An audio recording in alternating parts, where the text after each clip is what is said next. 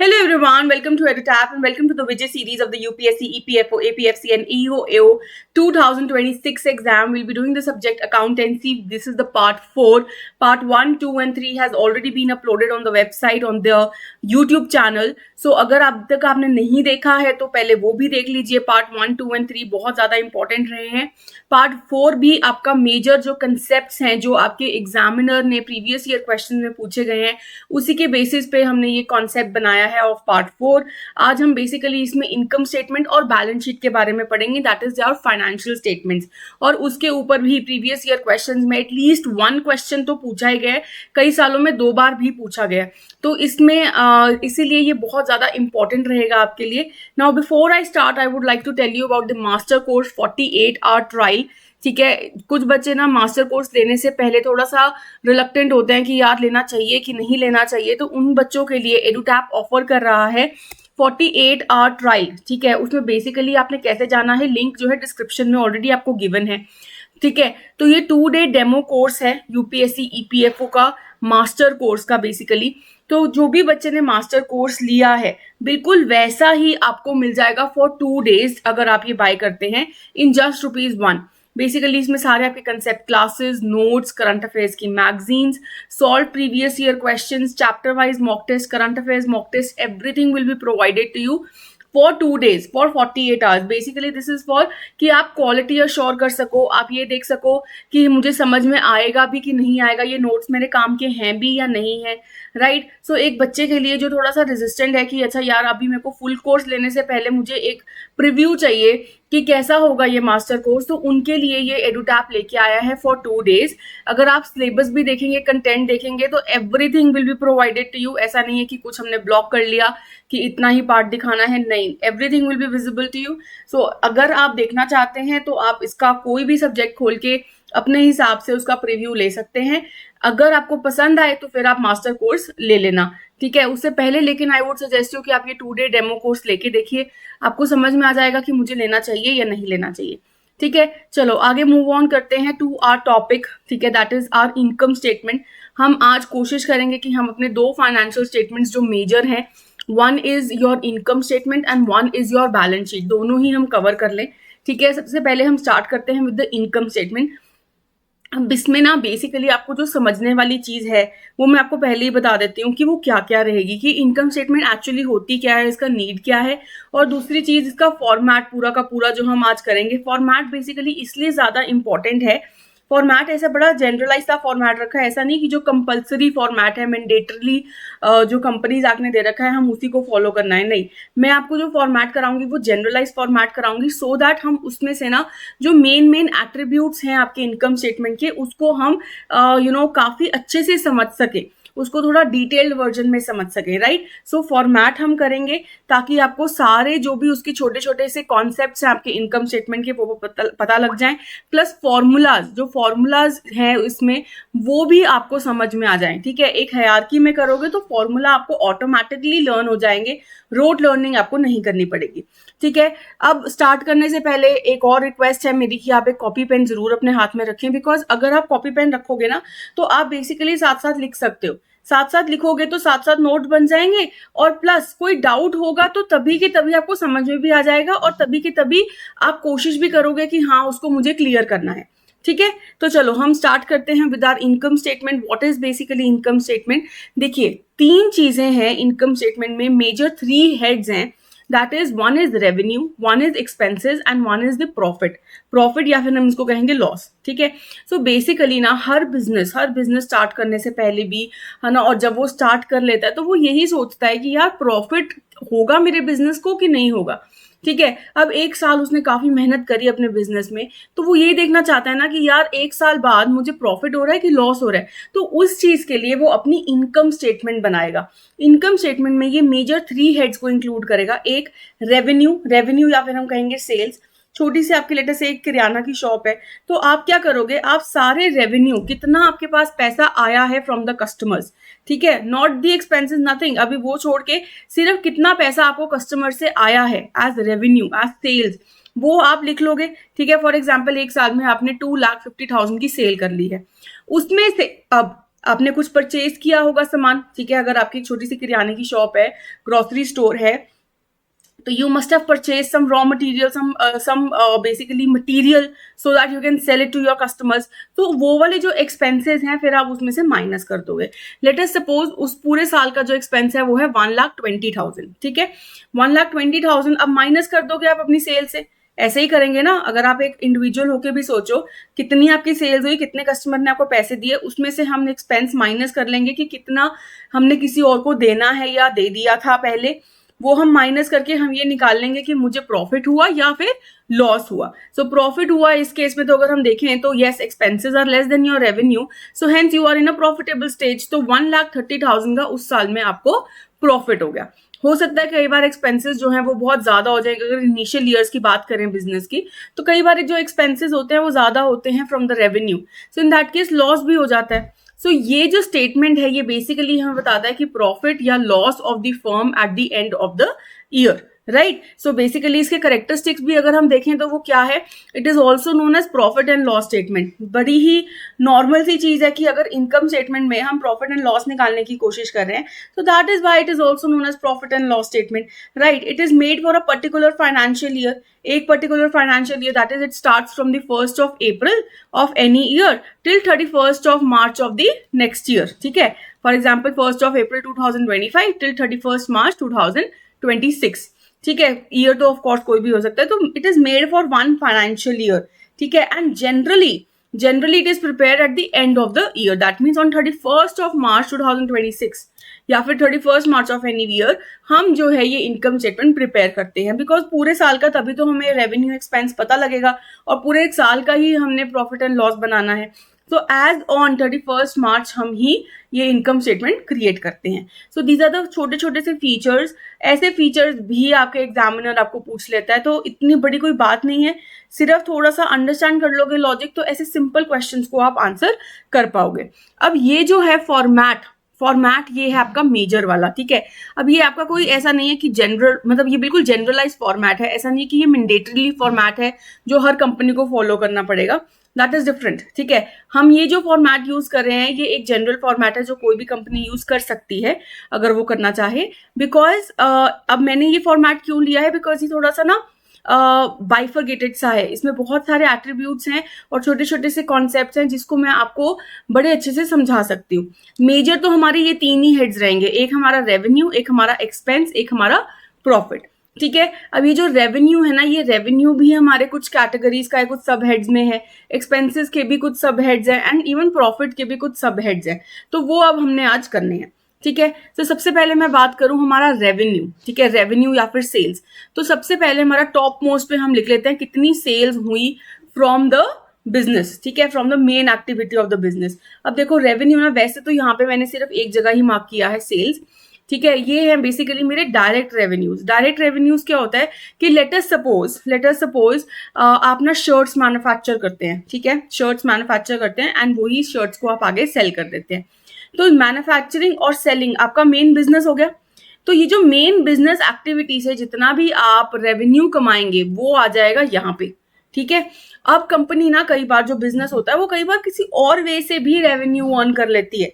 जैसे कि कहीं से इंटरेस्ट आ गया, उसने किसी को पैसे दिए थे और इंटरेस्ट उसने अर्न कर लिया, है ना. तो कई बार प्रॉफिट अर्न कर लिया किसी एसेट को बेचने पे. तो वो जो छोटी छोटी सी चीजें हैं ना, वो यहाँ पे अभी इंक्लूड नहीं करेंगे, वो हम बाद में इंक्लूड करेंगे, ठीक है. वो याद रखेंगे, वो हम बाद में इंक्लूड कर लेंगे, ठीक है. अभी सिर्फ डायरेक्ट रेवेन्यूज जो है हम सबसे पहले इंक्लूड करेंगे यहाँ पे ऑन द फर्स्ट हैंड, कि कितना डायरेक्ट रेवेन्यू आया from the main activity of the business. फिर आप देखोगे हमारे एक्सपेंसेस हैं आपके बेसिकली तीन तरीके के. एक है आपका कॉस्ट ऑफ गुड सोल्ड, ठीक है. Cost of good sold is basically the direct expenses to earn the direct revenues. इसको और डिटेल में पढ़ेंगे अभी. नेक्स्ट है आपका ऑपरेटिंग एक्सपेंस, ठीक है. Operating expenses are all those expenses जो बिजनेस को चलाने में हेल्प करते हैं, ठीक है. एक होता है डायरेक्ट एक्सपेंसेस जो बेसिकली आपके मैन्युफैक्चरिंग एक्सपेंसेस हैं, जो प्रोडक्शन के एक्सपेंसेस हैं, ठीक है. कि आपने सेल कर रहे थे आप शर्ट्स, तो जो भी शर्ट्स आपने सेल करी, ठीक है, the goods that you have sold, उसको मैन्युफैक्चर करने के लिए उसको मैन्युफैक्चर करने के लिए क्या क्या आपके एक्सपेंसेस लगे, वो तो कॉस्ट ऑफ गुड्स सोल्ड में चला जाएगा। और ऑपरेटिंग एक्सपेंसेस वो सारे एक्सपेंसेस जो आपके बिजनेस को चलाने के लिए काम आ रहे हैं, जैसे कि rent of the office, rent of the shop, employee की सैलरी, एक्सेट्रा एक्सेट्रा। वो बेसिकली मैन्युफैक्चर तो नहीं कर रहा ना कुछ, लेकिन अगर वो रेंट में ना दूं शॉप का तो वो बिजनेस चलेगा कैसे, right? So operating expenses are those expenses that are done so as to run the business. Next is non operating expenses. ठीक है, ऐसे एक्सपेंसेस भी होंगे जो नॉन ऑपरेटिंग है, जो बिल्कुल main activity of the business से बिल्कुल बाहर हैं। जैसे कि मैंने कहीं से लोन लिया था, मुझे इंटरेस्ट पे करना पड़ रहा है, तो ये मेन एक्टिविटी नहीं है मेरी, लेकिन मुझे पे तो करना पड़ेगा ना, एक्सपेंस तो है मेरा। So these are the non operating expenses. तो 3 तरह के एक्सपेंसेस हम आज पढ़ेंगे। नेक्स्ट है आपका प्रॉफिट। ठीक है, प्रॉफिट। अब ये जो प्रॉफिट है आपका, ये भी 4 तरीके का है। कौन से तरीके के प्रॉफिट्स हैं? देखो, एक तो हमारा ग्रॉस प्रॉफिट है, ठीक है, जो हमारा सेल्स और सीओजीएस को माइनस करके निकलता है, वो अभी हम देखेंगे। ठीक है, नेक्स्ट है आपका ऑपरेटिंग इनकम। ठीक है, जो ऑपरेटिंग एक्सपेंसेस सब्ट्रैक्ट करने के बाद निकलेगा। फिर आता है हमारा प्रॉफिट बिफोर टैक्सेस। ठीक है, एंड देन हमारा नेट इनकम। ये 4 तरीके के जो प्रॉफिट्स हैं हम आज पढ़ेंगे, और ये प्रॉफिट्स बहुत इंपॉर्टेंट है, इसके ऊपर क्वेश्चंस आने के चांसेस बहुत ज्यादा हैं। ठीक है, तो ये हमने सारे मेजर हेड्स और प्लस सब हेड्स हम आज पढ़ेंगे। ठीक है, तो चलो हम स्टार्ट करते हैं विद आर मेन फॉर्मेट। तो पहले हम ले लेते हैं सेल्स हुई है हमारी बिजनेस की, डायरेक्ट सेल्स, डायरेक्ट रेवेन्यूज कितना हुआ? 1 लाख रुपीज। सो सेल्स अगर हम बात करें, ठीक है, सेल्स इज बेसिकली रेवेन्यूज। ठीक है, या फिर हम कहें कि पैसा हमारे बिजनेस में आ रहा है, तो ये 2 तरीके का होता है। ठीक है, एक होता है हमारा रेवेन्यू रिसीट, एक होता है हमारा कैपिटल रिसीट। ठीक है, the money that we are receiving in the business is of 2 types, revenue and capital receipts. Now the words are a little you can say alien to you if you have not studied accounts. ठीक है, तो revenue receipts और capital receipts होता क्या है? सबसे पहले ना capital receipts को पढ़ते हैं। अब ऐसे receipts, ऐसा पैसा जो बिजनेस में आया, लेकिन उस पैसे की वजह से, उसके पैसे आने की वजह से या तो मेरी कोई लाइबिलिटी क्रिएट हो गई, या फिर मेरा कोई एसेट जो है वो रिड्यूस हो गया है। जैसे कि मैंने कोई एसेट है जो सेल कर दिया, एसेट सेल कर दिया। इन दैट केस लेटर से मैंने कोई मशीन थी जो मैंने सेल कर दी, तो क्या मेरा एसेट रिड्यूस होगा इस केस में? बिल्कुल हो रहा है, एसेट रिड्यूस हो गया, लेकिन पैसा आ रहा है। यस, मशीन को सेल करने के बाद पैसा आएगा। So this is my capital receipt when I am selling a fixed asset. ठीक है, and then I am earning money, in that case that is a capital receipt. And the second case is कि if I have taken a loan from somewhere, let us say I have taken a loan from HDFC bank, ठीक है, of 10 lakh rupees. So in this case money is coming into the business, yes it is coming into the business, so it is a capital receipt. But it is creating a liability, yes it is creating a liability as well, क्योंकि पैसा तो पे off करना पड़ेगा ना बाद में। So hence ऐसी चीजें जिससे या तो हमारा एसेट रिड्यूस हो रहा है या फिर हमारी लाइबिलिटी बढ़ रही है, वो होती है हमारी कैपिटल रिसीट। नेक्स्ट है आपका रेवेन्यू रिसीट। ठीक है, रेवेन्यू रिसीट को देखते हैं। अभी ऑफ कोर्स ऑपोजिट है, जिससे हमारी ना कोई लाइबिलिटी क्रिएट होगी, ना हमारा कोई एसेट इंपैक्ट होगा, ना एसेट रिड्यूस भी नहीं होगा, राइट? सो जैसे कि हमारा कोई सेल्स रेवेन्यू हुआ from the sale of goods and services. ठीक है, तो direct revenues basically when I am for example manufacturing shirts, I am selling my shirts. So when I am selling my shirts, so that is basically the activity of the business. इससे हमारा कोई fixed asset disturb हो रहा है? नहीं हो रहा। ठीक है, हम बस पैसा यहाँ पे कमा रहे हैं, right? So sales revenue, money is coming into the business but it is not reducing any asset, hence ये हमारा रेवेन्यू रिसीट है। Next is rental income from leasing out the property. Yes, अगर मैं कहीं रेंट पे किसी को, मैंने अपनी बिल्डिंग दी है और रेंटल इनकम मेरे को मिल रहा है, तो यहाँ पे भी क्या मेरा कोई एसेट रिड्यूस हो रहा है? बिल्कुल भी नहीं हो रहा, लेकिन पैसा अर्न कर रही हूँ, हाँ, तो ये भी मेरा रेवेन्यू रिसीट है। Then interest income from investment और लोन, कि मैंने किसी को लोन दिया या फिर मैंने अपना पैसा कहीं इन्वेस्ट किया था और इंटरेस्ट मिल रहा है मुझे, FD में इन्वेस्ट किया था और इंटरेस्ट मिल रहा है मुझे, so that is also income of money, है ना? पैसा तो आ रहा है, but is it reducing any asset? Is it creating any liability? No. So hence this is a revenue receipt. Again fees और commission earn from providing any service, कोई consultancy service दे दी आपने, कोई प्रॉपर्टी डीलिंग में काम कर दिया, तो फीस या कमीशन आपको मिल गई। So hence in that case also no liability is being created, no reduction of asset, hence this is also revenue receipt. अब अगर मैं अब बात करूं रेवेन्यू रिसीट में कोई एसेट या लाइबिलिटी जो है वो इम्पैक्ट हो रही है, इम्पैक्ट की भी बात करूं, हो रही है, नहीं हो रही है? whereas in the capital receipt हम asset और liability पे ही impact डाल रहे हैं.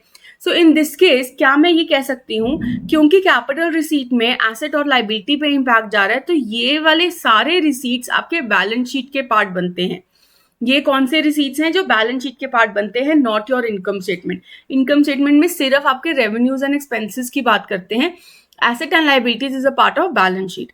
वेराज जब मैं रेवेन्यू रिसीट की बात कर रही हूँ, क्योंकि एसेट और लाइबिलिटी पे कोई इम्पैक्ट नहीं पड़ रहा है, तो ये वाले जितने रिसीट्स हैं हमारे, ये इनकम स्टेटमेंट का पार्ट बनते हैं. ये किसका पार्ट बनते हैं, इनकम स्टेटमेंट का. अब इसमें ना एक चीज ध्यान में रखनी है, जब मैंने पीछे अभी फॉर्मेट आपको दिखाया, ये 1 लाख रुपीज की जो सेल्स दिखाई है, this is just your sales from the main activity of the business. So this is the main activity, sales revenue from the sale of goods and services. अभी हम सिर्फ ये ही इंक्लूड कर रहे हैं, ये बाकी भी आपका इनकम स्टेटमेंट का ही पार्ट होते हैं, पर अभी हमने इंक्लूड नहीं किया इसको. ठीक है, अभी सिर्फ हमने sales revenue from the sale of goods and services include करा है, दैट इज 1 लाख रुपीज. ठीक है, ये जो बाकी का है ये भी अभी इनकम स्टेटमेंट का पार्ट बनेगा, पर मैं आपको बाद में बताऊंगी. बट अगर आप मोटा मोटा हिसाब लगाओ तो कि रेवेन्यू रिसीट जो है that is a part of income statement, whereas capital receipt is not. ऐसे क्वेश्चंस भी आपके आ सकते हैं, तो ये भी आपने ध्यान में रखनी है बात. ठीक है, लेकिन एक चीज आपने जो ध्यान में रखनी है ना, कैपिटल रिसीट की. कैपिटल रिसीट में मैंने बोला था कि हम कोई सेल करते हैं एसेट. ठीक है, लेटर से मैंने कोई लैंड सेल करी. ठीक है, पहले वो जो लैंड थी वो 10 लाख रुपीज की थी और मैंने उसको 12 लाख रुपीज में बेच दिया, तो मेरे को प्रॉफिट हुआ है ना. इस केस में ये जो प्रॉफिट हुआ है कितने का हुआ है, प्रॉफिट कितने का हुआ, 2 लाख रुपीज का. अब ये जो सिर्फ प्रॉफिट की अमाउंट है ना, 2 लाख रुपीज सिर्फ प्रॉफिट, ये आपका रेवेन्यू रिसीट या फिर इनकम स्टेटमेंट का पार्ट बन जाएगा. ठीक है, सिर्फ हम जब प्रॉफिट की बात करें, ये जो पूरा 12 लाख है ये आपका इधर का पार्ट नहीं है इनकम स्टेटमेंट का, लेकिन ये जो 2 लाख रुपीज है, ये जो प्रॉफिट आपने कमाया on the capital receipt, because of the capital receipt या फिर कैपिटल एसेट की वजह से, वो आपका प्रॉफिट एंड लॉस या फिर इनकम स्टेटमेंट का पार्ट बनेगा. ये याद रखना है. ठीक है, सो रेवेन्यू रिसीट आपका सिर्फ प्रॉफिट एंड लॉस अकाउंट में आता है, कैपिटल रिसीट सिर्फ बैलेंस शीट का पार्ट बनता है, लेकिन जो प्रॉफिट आप अर्न करते हो from the selling of the capital asset, वो आपका रेवेन्यू रिसीट का पार्ट बन जाता है. ठीक है, सिमिलरली अगर मैं बात करूं ना लोन, ठीक है, loan taken from HDFC bank. ठीक है, HDFC बैंक से मैंने लोन लिया. अब ये जो लोन की अमाउंट है ये तो कैपिटल रिसीट में जाएगी बिकॉज पैसा आ रहा है, लेकिन जो इंटरेस्ट आप देते हो ऑन दिस लोन, ये जो इंटरेस्ट का एक्सपेंस आप करते हो, वो आपका ना बेसिकली प्रॉफिट एंड लॉस का पार्ट बनता है. ये बाद में एक्सप्लेन करूंगी जब हम एक्सपेंसेस करेंगे. अभी आपको इतना समझ में आया कि जब मैं प्रॉफिट कमाऊंगी on the selling of any asset, वो प्रॉफिट आपका इनकम स्टेटमेंट का पार्ट बनेगा. मैंने इसलिए रिपीट कर रही हूँ क्योंकि ऐसे क्वेश्चंस आ जाते हैं एग्जाम में, क्योंकि थोड़ा सा ट्विस्ट एंड टर्न करके अगर उन्होंने देना है तो ऐसे ही क्वेश्चंस बनेंगे. ठीक है, नाउ अगर हम एक्सपेंसेस पे चलते हैं, हमने कर लिया अपना रेवेन्यूज. ठीक है, रेवेन्यूज 2 तरीके के कर लिए. अब हम चलते हैं अपने एक्सपेंसेस के ऊपर. What is an expense? Basically expense refers to the outflow of resources और cost incurred by a company in its normal course of business operation. So basically जब भी एक कंपनी या बिजनेस पैसे लगा रही है, पैसे खर्च कर रही है, उसको हम कहते हैं कि वो एक एक्सपेंस है ना. तो जब एक कंपनी ने सेल करने हैं कुछ गुड्स एंड सर्विसेज, तो ऑफ कोर्स उसको कुछ एक्सपेंसेस तो करने पड़ेंगे ना. या तो उसको मैन्युफैक्चर करना पड़ेगा वो गुड और सर्विस जो उसको बेचना है, या फिर उसको ट्रेड करना पड़ेगा. बेसिकली कहीं और से वो लेके आएगा सामान और उसको आगे बेचेगा. Right, so basically what is an expense? It is the outflow of resource. Basically जब कंपनी से या बिजनेस से पैसा बाहर जाता है, जब बिजनेस पैसा खर्च करता है. राइट, सो क्या हो सकता है आपके परचेजेस ऑफ रॉ मटेरियल, ये भी एक तरह का एक्सपेंस है. लेबर के चार्जेस, जब अगर वो हम मैन्युफैक्चर कर रहे हैं कोई चीज, तो ऑफ कोर्स लेबर कुछ पैसे लेगी ना आपसे, वेजेस लेगी, तो वो लेबर के चार्जेस भी आपका एक्सपेंस है. रेंट ऑफ द बिल्डिंग, चाहे वो फैक्ट्री का हो, चाहे वो ऑफिस का हो, चाहे वो सेल्स ऑफिस का हो, कोई भी रेंट है, खर्चा है ऑर्गेनाइजेशन का. कोई मार्केटिंग एक्सपेंसेस हैं, हमने जो गुड्स हमने बेचने हैं उसको मार्केट करना है, उसको एडवर्टाइज करना है, तो उसके expenses. Salaries of your employees, basically है ना, कि या तो कोई सेल्स एजेंट है उसकी सैलरी देनी है, ऑफिस के एम्प्लॉयज है उनकी सैलरी देनी है. तो ये बिजनेस के छोटे छोटे से खर्चे हैं. Right, so these are your expenses. अब जब हम एक्सपेंसेस की बात करते हैं ना, so expenses are also of 2 types. ठीक है, एक है आपका रेवेन्यू एक्सपेंडिचर और एक है आपका capital expenditure. Now I know कि आप सब जो हैं इन दोनों वर्ड से वेल वर्स्ड हैं कि रेवेन्यू और कैपिटल एक्सपेंडिचर आपका क्या होता है. राइट, सो अगर हम देखें कि रेवेन्यू एक्सपेंडिचर और कैपिटल एक्सपेंडिचर क्या है, सबसे पहले कैपिटल एक्सपेंडिचर की तरफ चलते हैं. If the benefit of the expenditure extends up to more than one accounting period, it is known as capital expenditure. इसके एग्जांपल्स देख लेते हैं. फॉर एग्जांपल आपने कोई लैंड परचेज करा, ठीक है, कोई लैंड या कोई फिक्स्ड एसेट बेसिकली परचेज करा, तो पैसा जाएगा आपके बिजनेस से, बिल्कुल जाएगा. ये आपका एक्सपेंस है एक तरह से, तो ये एक एक्सपेंस ही है, राइट. बट इस केस में आपका जो एसेट है वो इंक्रीज हो रहा है, और बेसिकली जो बेनिफिट आपको ये देगा, ये जो ऐसा एक्सपेंस है जो बेनिफिट आपको ये देगा, that is for more than 1 year. So ऐसे एक्सपेंसेस आपके कैपिटल एक्सपेंडिचर का पार्ट बनते हैं. और देखो, क्योंकि ये आपके एसेट को बेसिकली इम्पैक्ट करते हैं, तो क्या ये आपका बैलेंस शीट का पार्ट बनेगा? यस. क्या ये आपके इनकम स्टेटमेंट का पार्ट बनेगा? The answer is no. ठीक है, क्योंकि ये एसेट्स को इम्पैक्ट करते हैं, जैसे कि परचेजिंग और constructing any building, acquiring any land and property, investing in any vehicle, कोई परचेज किया आपने, है ना, कार, ट्रक, मशीनरी, ये सब आपका कैपिटल एक्सपेंडिचर का पार्ट है. इवन जो रिसर्च एंड डेवलपमेंट कॉस्ट है ऑफ न्यू प्रोडक्ट्स, R&D, ठीक है. फॉर एग्जांपल मैं कोको कोला की बात लेती हूँ. कोको कोला ने काफी रिसर्च एंड डेवलपमेंट करी होगी, तब उसने वो रेसिपी बनाई है. So basically that recipe is use for so many years, right. वो कब से यूज कर रहे हैं. सो ये जो R&D उन्होंने करी, वो भी तो एक तरह का एक्सपेंडिचर था, जिसका बेनिफिट वो काफी साल तक आगे ले रहे हैं, ले भी चुके हैं और ले भी रहे हैं आगे, राइट. सो R&D भी आपका एक कैपिटल एक्सपेंडिचर का पार्ट बनता है, रिसर्च एंड डेवलपमेंट, राइट. अब आते हैं हमने रेवेन्यू एक्सपेंडिचर की तरफ. So this is the opposite, जहां पे जो बेनिफिट है that is only up to 1 accounting period, ठीक है, 1 और less than 1 accounting period. It is termed as revenue expenditure. जैसे कि ऐसे एक्सपेंसेस जो हमने एक्सपेंस करा, उसका बेनिफिट हमने उसी साल में ले लिया, जैसे कि एम्प्लॉय की सैलरी और वेजेस. अब आपने फॉर एग्जांपल अपने एम्प्लॉयज को, ठीक है, you are a business and आपने अपने एम्प्लॉयज को सैलरी दी for the month of March. तो मार्च के मंथ की जो सैलरी आप दोगे, तो मार्च के मंथ में काम भी तो करवा लोगे ना उनसे. जो बेनिफिट है वो आप उसी टाइम पे ले लोगे. सो हेंस ऐसा एक्सपेंडिचर जिसका बेनिफिट आप उसी साल में ले लेंगे, वो होता है आपका रेवेन्यू एक्सपेंडिचर. सिमिलरली कोई cost of raw material and inventory for production, अगर मैं कोई परचेजेस कर रही हूँ, रॉ मटेरियल खरीद रही हूँ या फिर इन्वेंट्री खरीद रही हूँ अपनी, so in that case that is also a revenue expenditure. Now you ask me why, because हम इन्वेंट्री को क्या ट्रीट करते हैं, अपना करंट एसेट ही. बेसिकली जो इन्वेंट्री है वो हम ये सोचते हैं कि यार ये 1 साल के अंदर अंदर हम बेच भी देंगे. सो जो उसका बेनिफिट है, जो उसका कॉस्ट हम इनकर कर रहे हैं उस इन्वेंट्री पे, उसका जो बेनिफिट है वो हम उसी साल में ले लेंगे. सो हेंस ये भी आपका रेवेन्यू एक्सपेंडिचर है. आगे देखते हैं रेंट एंड यूटिलिटीज, ठीक है, रेंट ऑफ द बिल्डिंग. जैसे आपके एम्प्लॉय सैलरी आप पे करते हैं, वैसे आप रेंट भी जब पे करते हैं किसी महीने का, तो उसका भी बेनिफिट आप उसी महीने में ले लेते हैं. Marketing and advertisement expenses.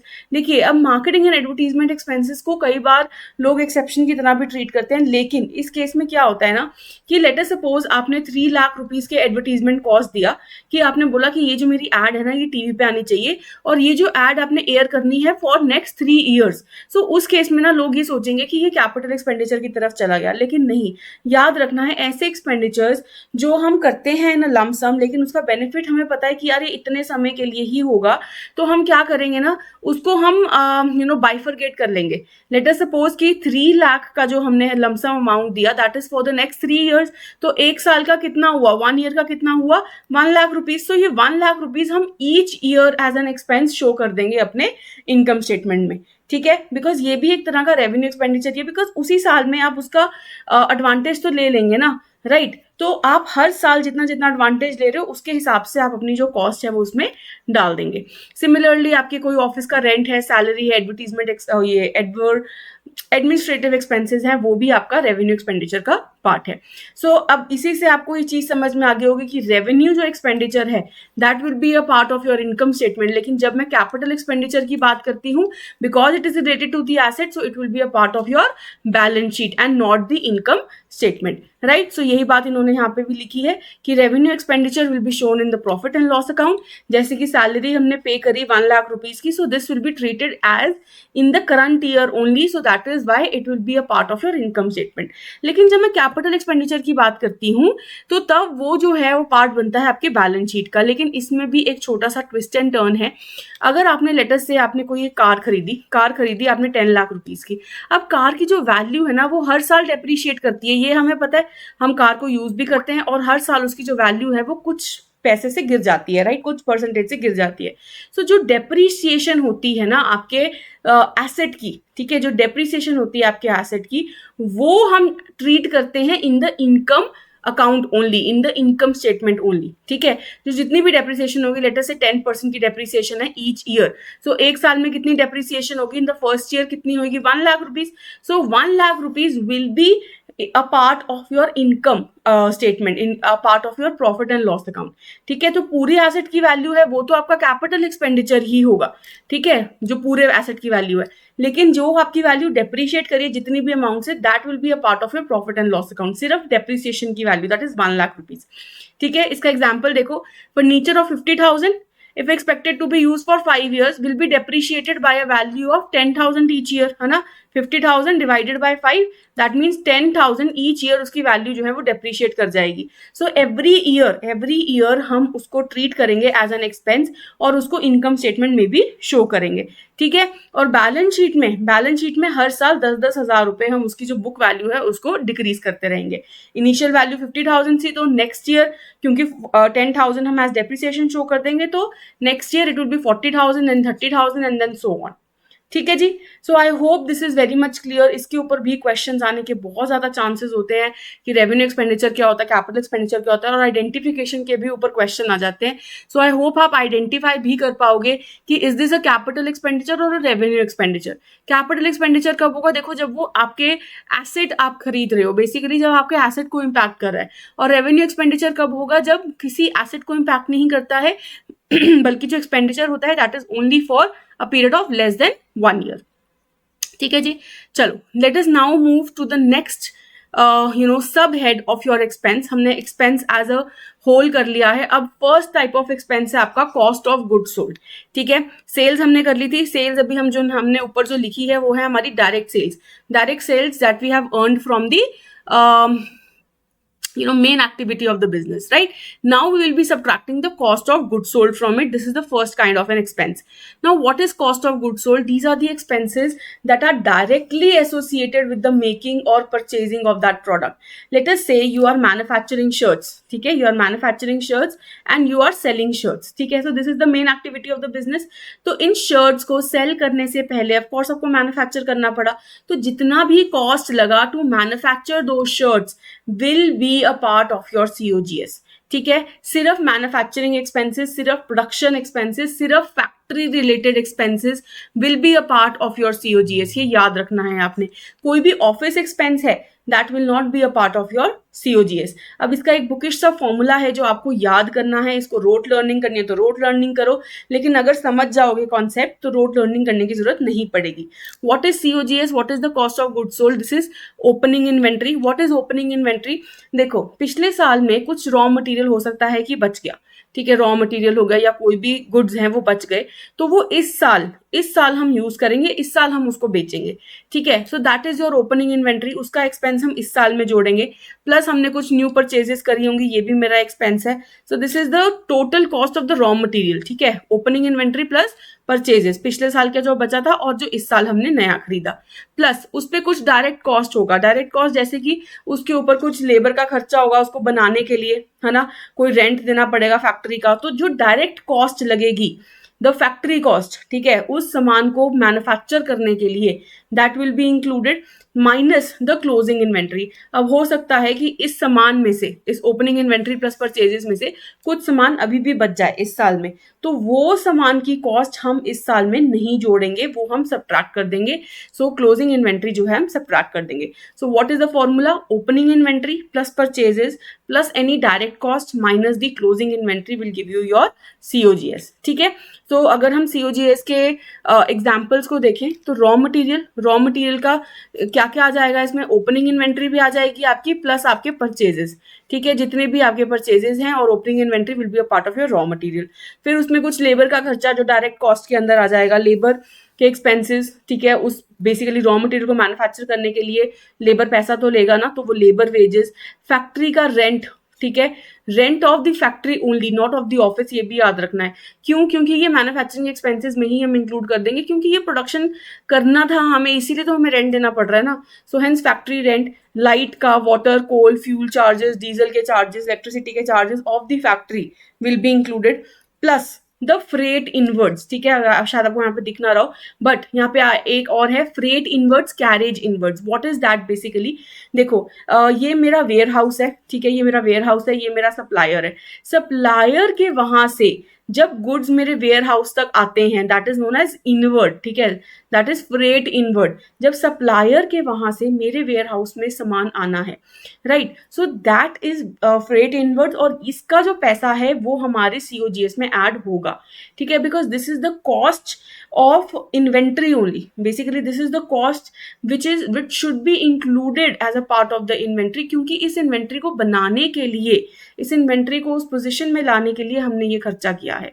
So carriage inward याद रखना, कैरेज आउटवर्ड इसका पार्ट नहीं होगा। What is carriage outward? ये मेरा वेयर हाउस है, ठीक है, अब यहां से मुझे मेरे बायर को सामान भेजना है, ठीक है, तो यहां से आउटवर्ड जा रहा है, कैरेज आउटवर्ड, ये ना मेरा सेलिंग एक्सपेंस होता है, ये इंक्लूड नहीं होता मेरे सीओजीएस में, ये याद रखेंगे। है तो एक्सपेंसिव बट ये मेरा सीओजीएस का पार्ट नहीं है, राइट। सो विद दिस आपको समझ में आ जाना चाहिए कि सीओजीएस क्या क्या होता है।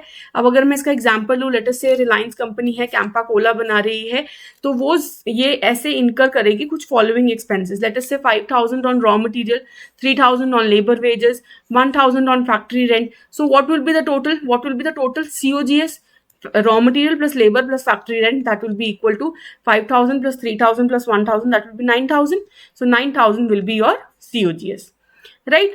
So ऐसे करके आप COGS कैलकुलेट कर सकते हो, right? So अगर मैं बात करूं, ये सेल्स है मेरी 1,00,000 की, ठीक है, उसमें से मैंने COGS ना 30,000 मान लिया, ठीक है, मैंने बड़ी ऐसी बेसिक सी ही फिगर्स लिए हैं। 30,000 का मेरा COGS था। अब इसको मैंने ब्रैकेट में क्यों डाला है? बेसिकली अकाउंटिंग में ना जब भी कोई भी चीज हमें सब्ट्रैक्ट करनी होती है तो हम उसको सब्ट्रैक्ट का साइन नहीं लगाते उसके आगे कि माइनस का साइन लगा दो, नहीं, हम क्या करते हैं उसके आगे ब्रैकेट लगा देते हैं, उसको ब्रैकेट में डाल देते हैं उस वैल्यू को। सो हेंस सेल्स में से COGS हम माइनस करेंगे, तो अब हमारे पास क्या निकल के आ जाएगा? क्या निकल के आएगा? देखो, ग्रॉस प्रॉफिट। तो ये आपका तरीके का एक तरह का प्रॉफिट है, ठीक है। तो अब हम नेक्स्ट पे चलते हैं, that is our gross profit. ये क्या होता है? Sales minus COGS। यहीं से फॉर्मूला देखो, इसी में से समझ में आना शुरू हो जाएगा। सेल्स में से COGS एक तरीके का एक्सपेंस निकल गया, तो हमारे पास ग्रॉस प्रॉफिट आ जाएगा। अब आप मुझे बताओ, सेल्स कौन सी थी? डायरेक्ट रेवेन्यूज, जो डायरेक्ट आपकी है ना सेल करने पे, जो आपकी main activity of the business है उसको करने से जो सेल्स आई, आपके पास जो पैसा आया वो लिखा हमने, minus only the direct expenses, that is the cost of goods sold is subtracted. So what is gross profit? This is the profit that you have earned from the main business activity, right? So gross profit basically क्या बताएगा कि how much the company has earned only by selling its product and services, nothing other than that, ठीक है, no other revenue, no other expense, only by selling and manufacturing the products that the company is actually doing, ठीक है। So that is the gross profit. It shows how much money the company has earn from the main business activity. So ऐसे questions भी आपके exam में आने के chances रहते हैं, ठीक है। Here we are not considering the office rent, salary and taxes, you have to remember this, only we are considering the manufacturing expenses, okay. So what is the formula? That is net sales minus COGS will give you the gross profit. So with this आपके पास एक बड़ा ही अच्छा part तैयार हो गया है, sales minus COGS is equal to gross profit, ठीक है। तो यहाँ पे हमारा 70,000 का आ जाएगा, 1,00,000 माइनस 30,000, 70,000। अब आपने एक चीज याद रखनी है कि कैसे आप इसको निकालेंगे। कभी कभी क्वेश्चन आपको फॉर्मूला बेस्ड या फिर न्यूमेरिकल बेस्ड आ जाए तो आप कैसे करोगे उसको? Calculate the gross profit from the following listed items. The opening stock is given to you, purchases is given to you, sales and wages are given to you. How will you calculate? See, first of all, net sales चाहिए हमें, it is given to you 2,70,000. 2,70,000 is the net sales, ठीक है, minus COGS. COGS is not directly given to you, so can you calculate? Yes, we can. Opening stock plus purchases plus any direct cost. Direct cost is actually not directly given, but it is written wages. So wages is a part of direct cost minus closing inventory, right? So opening stock is how much? 37,500 plus purchases of 1,05,000 plus direct cost of 30,000 minus closing inventory is not given to you. So we will treat this as zero. So how much it will be? It will be 1,72,500. So you will subtract it from 2,70,000, right? And you will get the figure as 97,500. 97,500. So this is how you calculate the gross profit. ऐसे simple से questions आने के chances होते हैं आपके exam में. अगर ये ऐसे नहीं आया तो रेशियोज में भी आ सकता है, क्योंकि रेशियोज में भी आपका ग्रॉस प्रॉफिट का कुछ पार्ट होगा, हम करेंगे उसको आगे, ठीक है. नाउ एक चीज याद रखनी है, जो हमने ये छोटा सा पार्ट किया है ना, sales minus COGS is equal to gross profit, this is also known as the trading account. Why trading account? Because trade is happening here, है ना. I told you we are manufacturing some things and we are selling those things. So here what is happening? Trade is happening. सामान लेके आए, उसको manufacture किया और उसको आगे बेच दिया, या फिर हम सामान ही लेके आए, उसको मैन्युफैक्चर नहीं करने की जरूरत थी, उसको आगे ऐसे ही बेच दिया. सो this is basically trading. Okay, trading is buying and selling of goods and services. So this is the trading section. The sales minus COGS is equal to the gross profit. This is a छोटा सा part of your income statement. ठीक है. So कई बार इसके ऊपर भी question आने के chances होते हैं, right? So this is a section of your income statement that shows direct revenues and direct expenses which are related to the company's primary business activity. ठीक है जी. So and it shows the profitability of the company's core operations, means main operation. Main operation से उसने कितना पैसा business कमा रहा है, ठीक है. सो ये जो ग्रॉस प्रॉफिट है ना, ये हमें ऑपरेशनल एफिशिएंसी के बारे में बताता है कि अगर मेरा ग्रॉस प्रॉफिट कम है, ठीक है, इसका मतलब है या तो मेरी सेल्स अच्छी नहीं है, ग्रॉस प्रॉफिट कम है, तो ग्रॉस प्रॉफिट तो अच्छा होना चाहिए ना, प्रॉफिट अच्छा होना चाहिए, जितना अच्छा होगा उतना ज्यादा बढ़िया है. या तो मेरी सेल्स कम है, या फिर मेरे जो एक्सपेंसेस हैं वो बहुत ज्यादा है. तो क्या करना चाहिए मुझे? अपनी सेल्स को या तो इंक्रीज करना चाहिए, या फिर कॉस्ट ऑफ जो गुड सोल्ड है उसको मुझे कम करना चाहिए. I should do something so that my cost gets reduced, ठीक है. इससे जो मैनेजरियल डिसीजंस हैं वो हम अच्छे से ले सकते हैं, राइट. सो एक बड़ा ही इंपॉर्टेंट चीज है जो हम कर लिया है हमने, ट्रेडिंग सेक्शन, ठीक है. अब नेक्स्ट पे चलते हैं. That is the second type of your expense, that is your operating expense. ये भी बड़ा इंपॉर्टेंट है, इसके ऊपर भी क्वेश्चंस आने के चांसेस रहते हैं. What are operating expenses? हम आगे पढ़ते हैं. So operating expenses are basically the indirect expense, ठीक है. इनडायरेक्ट एक्सपेंस, और हम कहते हैं इसको ऐसे एक्सपेंसेस जो बिजनेस को चलाने के लिए काम आते हैं, which are done so as to run the business और do the day to day operations, ठीक है. अब इसको कैसे समझते हैं कि फॉर एग्जाम्पल आपने ना आज बिजनेस मतलब आपने आज अपनी शॉप खोली, आपकी एक छोटा सा ग्रोसरी स्टोर है, आपने आज शॉप खोली, शाम तक कोई बंदा नहीं आया, ठीक है. लेकिन ऐसे कौन से एक्सपेंसेस हैं जो फिर भी आपको इनकर करने ही पड़े? उस दिन का रेंट जो है वो आपको पे करना पड़ा, बिल्कुल करना पड़ा, ठीक है. ऐसा तो नहीं है कि रेंट ओनर को कहोगे यार इस दिन तो आज मेरे पास ग्राहक ही नहीं था, I didn't have any customer, so I will not pay the rent. You still have to pay the rent because you have to run the business, right. Similarly electricity, आपने क्या इलेक्ट्रिसिटी ऑफ करके बैठ गए होगे? नहीं, electricity भी पे करनी पड़ी ऑफिस की, ठीक है. एम्प्लॉय का जो सैलरी थी वो भी देनी पड़ी. एम्प्लॉय तो कहेगा मैं तो सैलरी लूंगा चाहे मेरे को आपने वेला बिठा के रखा है. सो ऐसे खर्चे जो बिजनेस को चलाने के लिए काम आते हैं और वो प्रोडक्शन से रिलेटेड नहीं है, ठीक है. प्रोडक्शन से रिलेटेड नहीं है ये खर्चा, लेकिन फिर भी हमें करना पड़ता है so as to run the business smoothly. These are known as the operating expenses, ठीक है जी. These are known as the operating expenses. इसके क्या क्या एग्जाम्पल्स हो जाएंगे? वही salary of employees, but you have to remember it is different from labour wages. Labour wages की बात करूंगी तो वो फैक्ट्री से रिलेटेड है. जब मैं सैलरी ऑफ एम्प्लॉय की बात करती हूँ तो वो ऑफिस से रिलेटेड है, that is the operating expense. Labour wages है तो वो COGS का पार्ट बन जाएगा. सैलरी है तो वो ऑपरेटिंग एक्सपेंसेस का पार्ट बन जाएगा. Similarly rent of office which is different from factory rent, ठीक है. ऑफिस रेंट की बात कर रही हूँ. Electricity bill, telephone bill for office, stationery expense for office, travelling expense, है ना, कोई सेल करनी थी तो ट्रैवल करना पड़ा तो वो भी एक्सपेंस आपका ऑपरेटिंग एक्सपेंस है. You are doing it so as to run the business, right. Advertisement expense, repair of the office, depreciation. Even depreciation I told you ना, कैपिटल एक्सपेंस में एक डेप्रिसिएशन होती है फिक्स्ड एसेट की जो part बनती है आपके इनकम स्टेटमेंट की ही, तो वो डेप्रिसिएशन आपका ऑपरेटिंग एक्सपेंस का पार्ट होता है, ठीक है. So these are the examples. इसको मोटा मोटा बस आपने ये याद रखना है, these are the indirect expenses, these are done so as to run the business, these are not directly associated with the production but they are still related to the main activity of the business, ठीक है, ये याद रखना है आपने. This is still related to the main activity of the business. ये core activity में ही आता है, but these are not related to the production. Only this is the difference. ठीक है जी. सो हमने सारे जो हमारे सैलरी, रेंट, यूटिलिटीज, डेप्रिसिएशन डालेंगे सारे ऑपरेटिंग एक्सपेंसेस. तो जितना भी हमारा टोटल ऑपरेटिंग एक्सपेंस आएगा वो हम सब्ट्रैक्ट कर देंगे और हम क्या निकाल लेंगे, हमारी ऑपरेटिंग इनकम. ठीक है. सेल्स में पहले डाला हमने वैल्यू, फिर सीओजीएस में डाला, ग्रॉस प्रॉफिट निकल के आ गया था. ठीक है. ग्रॉस प्रॉफिट हमारा 70,000 का कुछ था. सो लेट अस अज्यूम मैंने कुछ सैलरी में, रेंट में, यूटिलिटीज, डेप्रिसिएशन सब में वैल्यू डाली. टोटल जितना भी आया, ठीक है, तो मैंने अपना ऑपरेटिंग इनकम वहां से निकाल दिया. 70,000 में से मैं ये ऑपरेटिंग एक्सपेंसेस माइनस कर दूंगी तो मेरा ऑपरेटिंग इनकम आ जाएगा. That is EBIT. EBIT. So what is EBIT? Operating profit और ऑपरेटिंग इनकम जिसको हम कहते हैं. What is operating profit? ये बताता है कि कंपनी कितनी प्रॉफिटेबल है या कंपनी की प्रॉफिटेबिलिटी कितनी है from its core business operations. अब इसमें बेसिकली हमारा सीओजीएस भी कहने को ऐड हो ही गया.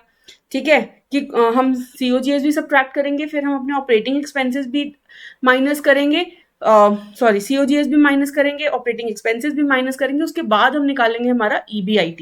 That is the operating profit. That is the whole profitability only done from the main activity of the business. जहां से हम अभी ये जो इंटरेस्ट के एक्सपेंसेस हैं, टैक्सेस हैं, इसको हम सब्ट्रैक्ट नहीं कर रहे हैं बिकॉज ये हमारे नॉन ऑपरेटिंग एक्सपेंसेस हैं.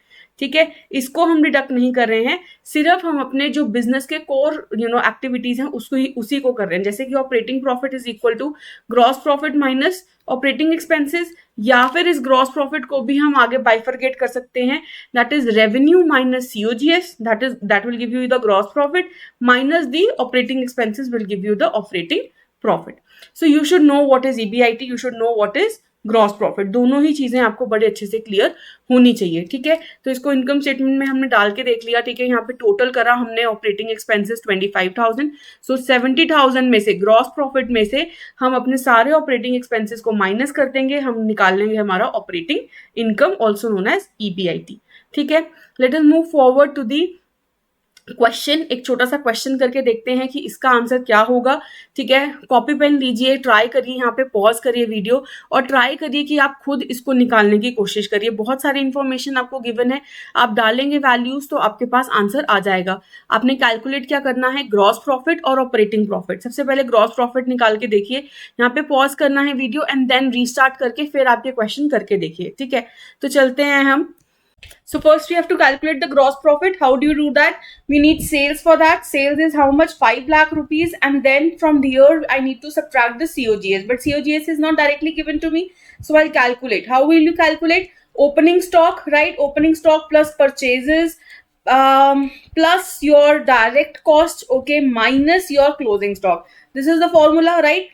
Now opening stock is given to you 70,000, right? 70,000 plus purchases is given to you 80,000 plus the direct cost. If I see the direct cost, then the wages are a part of direct cost, right? It is a part of your manufacturing cost. So 30,000, okay, 30,000 minus closing stock. Yes, it is given to you 20,000. So 20,000 will be subtracted. So what will be the sum of it?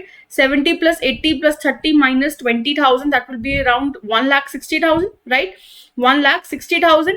So when you just subtract it from 5 lakh, how much it will be? Sales minus COGS, it would be 3,40,000. So what it is? This is your gross profit, right? So gross profit is sales minus COGS. Is this okay? Gross profit is very much easy. Then we need to calculate the operating profit. How do you do that? We will subtract all the operating expenses, right? Operating expenses will subtract from the gross profit so as to get what? The operating profit. Now what are the operating expenses here? Depreciation is a part of your operating expenses. Yes, 50,000 will be subtracted. Then 25,000 of the office rent, office and administration expenses are all a part of your office this operating expenses. So this will also be subtracted, minus the marketing expenses, right? So these are also the expenses that are done to run the business.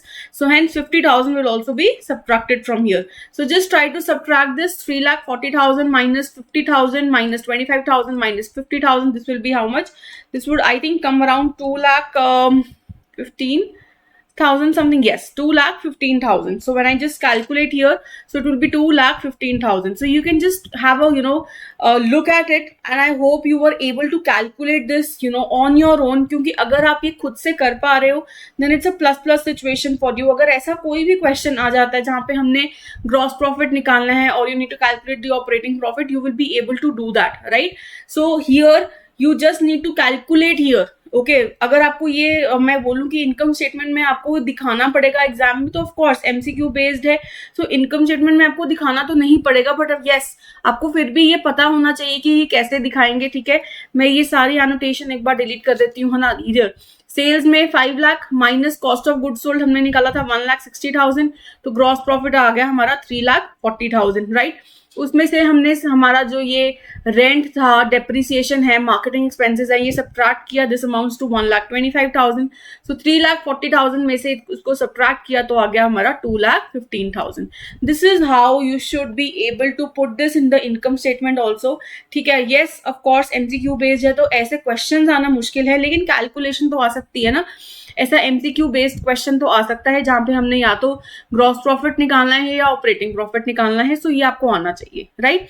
चलिए let us move ahead to the next part, that is the non operating. Here non operating expenses and revenues both. अब मैंने आपको एक चीज बताई थी कि यहाँ पे हमने जब रेवेन्यू लिखा था तो हमने यहाँ पे लिखा था सेल्स, तो ये हमारी सारी डायरेक्ट रेवेन्यूज थी, डायरेक्ट सेल्स थी, which we are earning through the main activity of the business.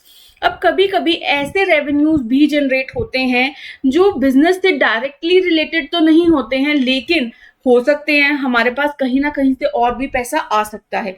So that revenue will be now a part of the non-operating revenues. अब of course expenses तो हम minus करते हैं, अगर कोई non-operating revenue होगा तो उसको हम ऐड कर देंगे. तो चलिए अब देखते हैं क्या होता है non-operating expenses and your revenues. ठीक है, non-operating income या फिर revenues and expenses क्या होता है? These are the financial transactions that occur outside the company's core business operation, that are not basically related to the main activity of the business. Let us say the main activity of the business is to manufacture shirts and to sell shirts, right? Now this is the main activity of the business, but sometimes what we have done, we have taken a loan or we have given a loan to someone. So hence either we are giving out interest or either we are receiving interest. Now this is not a part of your main activity of the business. This is something that you are doing outside the main activity of the business, right? So hence this is something non-operating. ये business को चलाने के लिए कोई help नहीं करता है, लेकिन business में फिर भी ऐसे expenses और ऐसी income generate होने के chances होते हैं. तो अगर मैं इनकम की बात करूं तो what are the different income, जैसे कि आपने कहीं फिक्स डिपॉजिट में पैसे जमा करवाए थे और आपको इंटरेस्ट मिल रहा है.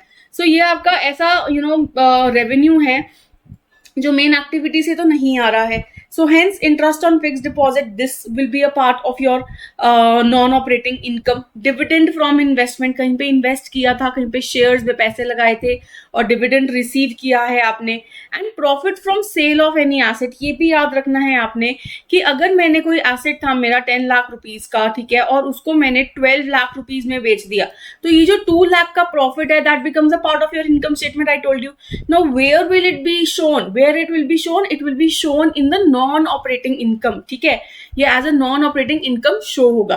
डायरेक्ट सेल्स में काम नहीं आता है, बल्कि जब आप इनडायरेक्टली नॉन ऑपरेटिंग इनकम में शो करोगे तो ये वहां पे इनकम स्टेटमेंट का पार्ट बन जाएगा. सो ऐसे क्वेश्चंस भी एग्जाम में आ सकते हैं कि profit from sale of asset is a part of what. Okay, is a part of your income statement, first thing. And second thing कि ये कहां पे होगा, this is treated as a non operating income, not as operating income. तो इस पे भी question आने के चांसेस हो सकते हैं. नेक्स्ट है आपका एक्सपेंसेस. नॉन ऑपरेटिंग एक्सपेंसेस कौन से होंगे? अब लेट अस से आपने किसी को आपने लोन लिया था तो इंटरेस्ट पे करना पड़ा, हेंस तो ये भी आपका नॉन ऑपरेटिंग एक्सपेंसेस है. Then loss of inventory due to fire.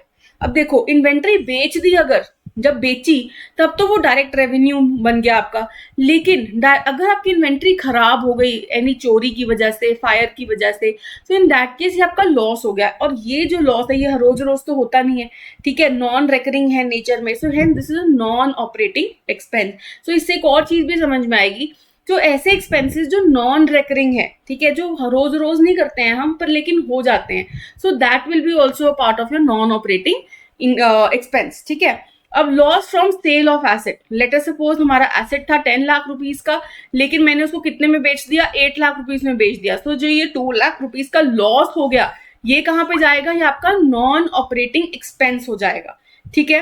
And penalty for any wrong doing, कहीं पे चलान कट गया, आपने कहीं पैसे भरने थे नहीं भरे, चलान हो गया, तो ये जो ऐसा कोई पेनल्टी लग गई, कोई चलान लग गया, तो वो सब क्या है, आपका नॉन ऑपरेटिंग एक्सपेंस हो गया। So you should be able to bifurcate also between operating and non operating. Operating expenses वो होते हैं जो बिजनेस को चलाने में हेल्पफुल होते हैं, पर ऐसी चीजें, ऐसे एक्सपेंसेस या ऐसी इनकम जो बिजनेस को चलाने के लिए काम नहीं आ रही है लेकिन फिर भी हो जाती है, ठीक है, that is non operating. So you should be able to bifurcate between the two, ठीक है। अब इसमें जब हम नॉन ऑपरेटिंग हमने डाला, ठीक है, सारे एक्सपेंसेस को हम सब्ट्रैक्ट कर देंगे, सारे जो रेवेन्यूज हैं उनको हम ऐड कर देंगे। अगर मैं आपको यहाँ पे दिखाऊं, ठीक है, एक स्मॉल से पिक्चर ले लेते हैं कि लेट अस सपोज यहाँ तक हमने कर लिया था कि ऑपरेटिंग इनकम मेरा 45,000 आ गया था, ठीक है। अब यहाँ पे इंटरेस्ट रेवेन्यूज जो हैं, इंटरेस्ट रेवेन्यूज ये मैंने ऐड कर दिया कि मैंने कहीं से मुझे इंटरेस्ट आया तो ये ऐड कर दिया, कहीं से गेन हुआ था लेट अस सपोज तो वो भी मैंने ऐड कर दिया, ठीक है। लेट अस से मेरे को कोई प्रॉफिट हुआ था from any sale of asset तो ये मैंने ऐड कर दिया क्योंकि मेरा इनकम हो गया।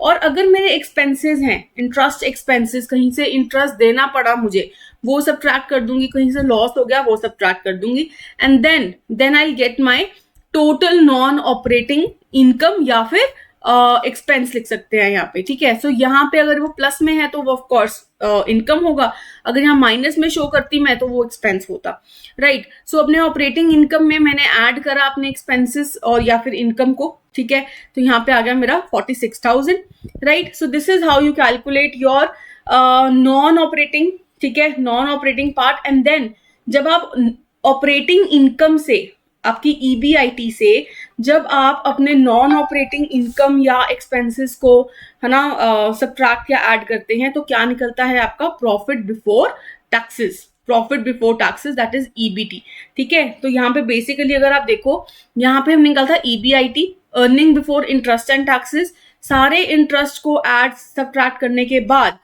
निकल गया क्या आपका EBT, that is earning before taxes, ठीक है। इंटरेस्ट को सारा सब्ट्रैक्ट या ऐड करने के बाद आपका ईबीटी निकल के आ जाएगा, प्रॉफिट बिफोर टैक्सेस, ठीक है। अब बिफोर टैक्सेस है तो टैक्सेस अब हम इसमें से रिड्यूस कर देंगे, राइट।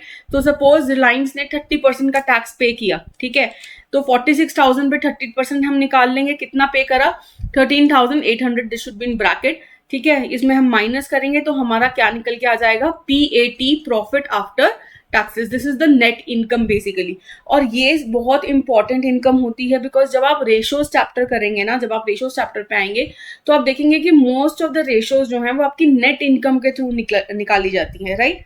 सो पीएटी और नेट इनकम निकालते हैं हम अपनी इनकम स्टेटमेंट से basically, right. So here I can just explain you again. सबसे पहले डायरेक्ट रेवेन्यूज हमारे सारे सेल्स आ जाएंगी, उसमें से हम cost of goods sold, basically all the expenses that are done in the manufacturing, ठीक है, ऑफ दोज गुड्स, ठीक है, या तो ट्रेड करने में या फिर मैन्युफैक्चर करने में जो भी एक्सपेंस लगता है वो हम सब्ट्रैक्ट कर देंगे, हमारा ग्रॉस प्रॉफिट आ जाएगा। और इस पार्ट को हम क्या कहते हैं, ट्रेडिंग सेक्शन भी कहते हैं, राइट, ट्रेडिंग सेक्शन भी कहते हैं हमारे प्रॉफिट एंड लॉस सेक्शन का। नेक्स्ट उसमें से हम ऑपरेटिंग एक्सपेंसेस माइनस करते हैं, हम सारे अपने जितने भी ऑपरेटिंग एक्सपेंसेस, जैसे सैलरी होगी, रेंट होगी, इलेक्ट्रिसिटी यूटिलिटीज टाइप हो गया, डेप्रिसिएशन हो गया ऑफ द एसेट, ये सब सब्ट्रैक्ट करने के बाद हमारे पास ऑपरेटिंग इनकम निकल के आ जाता है, दैट इज ईबीआईटी, ठीक है। उसमें से हम जितने भी हमारे नॉन ऑपरेटिंग इनकम होती है वो हम ऐड कर देते हैं और नॉन ऑपरेटिंग एक्सपेंसेस होते हैं उसको हम सब्ट्रैक्ट कर देते हैं।